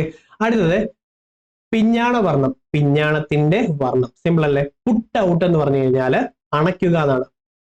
He put out the fire, put out അണയ്ക്കുക. അപ്പം കുറച്ചു പേർ കൺഫ്യൂഷൻ വരും. അപ്പൊ സാറെ പുട്ട് ഓഫോ അല്ലേ? പുട്ട് ഓഫ് എന്ന് പറഞ്ഞു കഴിഞ്ഞാൽ പോസ്റ്റ്പോണ്ട് ചെയ്യുക. ടൂർ പോസ്റ്റ്പോണ്ട് ചെയ്തു, their plan was put off, അതായത് പ്ലാൻ മാറ്റി വെച്ചു, പുട്ട് ഓഫ് ചെയ്തു, പോസ്റ്റ്പോണ്ട് ചെയ്തു. ടൂർ മാറ്റി വെച്ചപ്പോൾ മൂഡ് ഓഫ് ആയി, അങ്ങനെ ഓർത്താൽ മതി. പോസ്റ്റ്പോണ്ട് ചെയ്തു, പുട്ട് ഓഫ്. പുട്ട് ഔട്ട് ആണെങ്കിൽ അണയ്ക്കുക. പുട്ട് ഓൺ ആണെങ്കിൽ PSC ചോദിച്ച ഇതല്ലാതെ പുട്ട് ഓൺ ആണെങ്കിൽ ധരിക്കുക. He put on the jacket, ധരിച്ചു എന്നുള്ളതാണ് വരുന്നത്. ഓക്കെ. അപ്പൊ നമ്മുടെ ഈ 10th ലെവൽ മെയിൻസിന്റെ ബാച്ചസ് സ്റ്റാർട്ട് ചെയ്യുവാണ് 10ാം തീയതി മുതൽ. നിങ്ങൾ ലൈവിൽ എത്തിവ, ലൈവായിട്ട് കമന്റ് ചെയ്ത് ഇന്ററാക്ട് ചെയ്ത് റിവിഷനുമായിട്ട് സെറ്റ് ആയിട്ട് പോയ എല്ലാ സബ്ജക്റ്റിനും ഓരോ എഡ്യൂക്കേറ്ററായിട്ടും ഉണ്ട്. അപ്പൊ ഇതാണ് റെഫറൽ കോഡ് 999 നിങ്ങൾക്ക് കിട്ടും. ഓക്കെ. അപ്പോ അടുത്തത് താഴെ കൊടുത്തിരിക്കുന്നത് ദ്രൗണി ആരാണ്? അശ്വതാത്മാവാണ് അല്ലെ. ഇതേപോലെ നമ്മുടെ അർജുനനും കർണന്റേതും PS റിപ്പീറ്റ് ചെയ്ത് വേറെ പേരുകൾ ചോദിച്ചിട്ടുണ്ട്. ഞാൻ ഓർത്ത് വെച്ചതായിരുന്നു, മറന്നുപോയി. നിങ്ങൾക്ക് അത് ഓർമ്മയുണ്ടെങ്കിൽ ഒന്ന് കമന്റ് ചെയ്യണേ. മറന്നുപോയി. അടുത്ത ചിന്മുദ്ര, ചിത് പ്ലസ് മുദ്രയാണ് ചിന്മുദ്ര വരുന്നത്.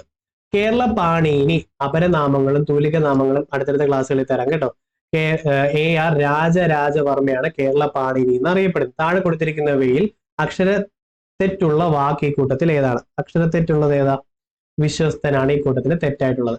അപ്പൊ നമ്മുടെ ക്ലാസ് ഒക്കെ ഇഷ്ടപ്പെട്ടോ? ഇത് ഇഷ്ടപ്പെട്ടോ എന്ന് എനിക്ക് അറിയുന്നുണ്ടെങ്കിൽ നിങ്ങൾ ലൈക്ക് ചെയ്യുക, കമന്റ് ചെയ്യുക. അപ്പം ഈ ഒരു രീതിയിൽ നമ്മൾ മുന്നോട്ട് പോയത് ഡിഫിക്കൽട്ട് ആയിരുന്നു. എക്സാക്ട്ലി ഒക്കെ ഡിഫിക്കൽട്ട് ആയിരുന്നു, പാട് തോന്നും. ഒന്നുകൂടെ കാണും. അപ്പോൾ നിങ്ങൾക്ക് ഉണ്ടാകുന്ന കോൺഫിഡൻസ് ഇല്ലേ? ഈ വീഡിയോ കാണുന്ന ഇതിനു മുന്നേ ഉള്ള നിങ്ങളും ഇപ്പോഴത്തെ നിങ്ങളും തമ്മിൽ നല്ല വ്യത്യാസമുണ്ട്. അപ്പോ നമ്മളൊരു 10 വീഡിയോ കൂടെ കഴിയുമ്പോൾ നിങ്ങൾ നിങ്ങളുടെ എന്തായി മാറും? നിങ്ങളുടെ കോമ്പറ്റീഷൻ നിങ്ങളുമായിട്ട് മാത്രം. ബാക്കിയുള്ളവർ എത്ര പഠിക്കുന്നു നമുക്കറിയത്തില്ല, പക്ഷെ നമ്മൾ എത്ര പഠിക്കുന്നു നമുക്കറിയാലോ. നമ്മൾ ഇമ്പ്രൂവ് ചെയ്യണം.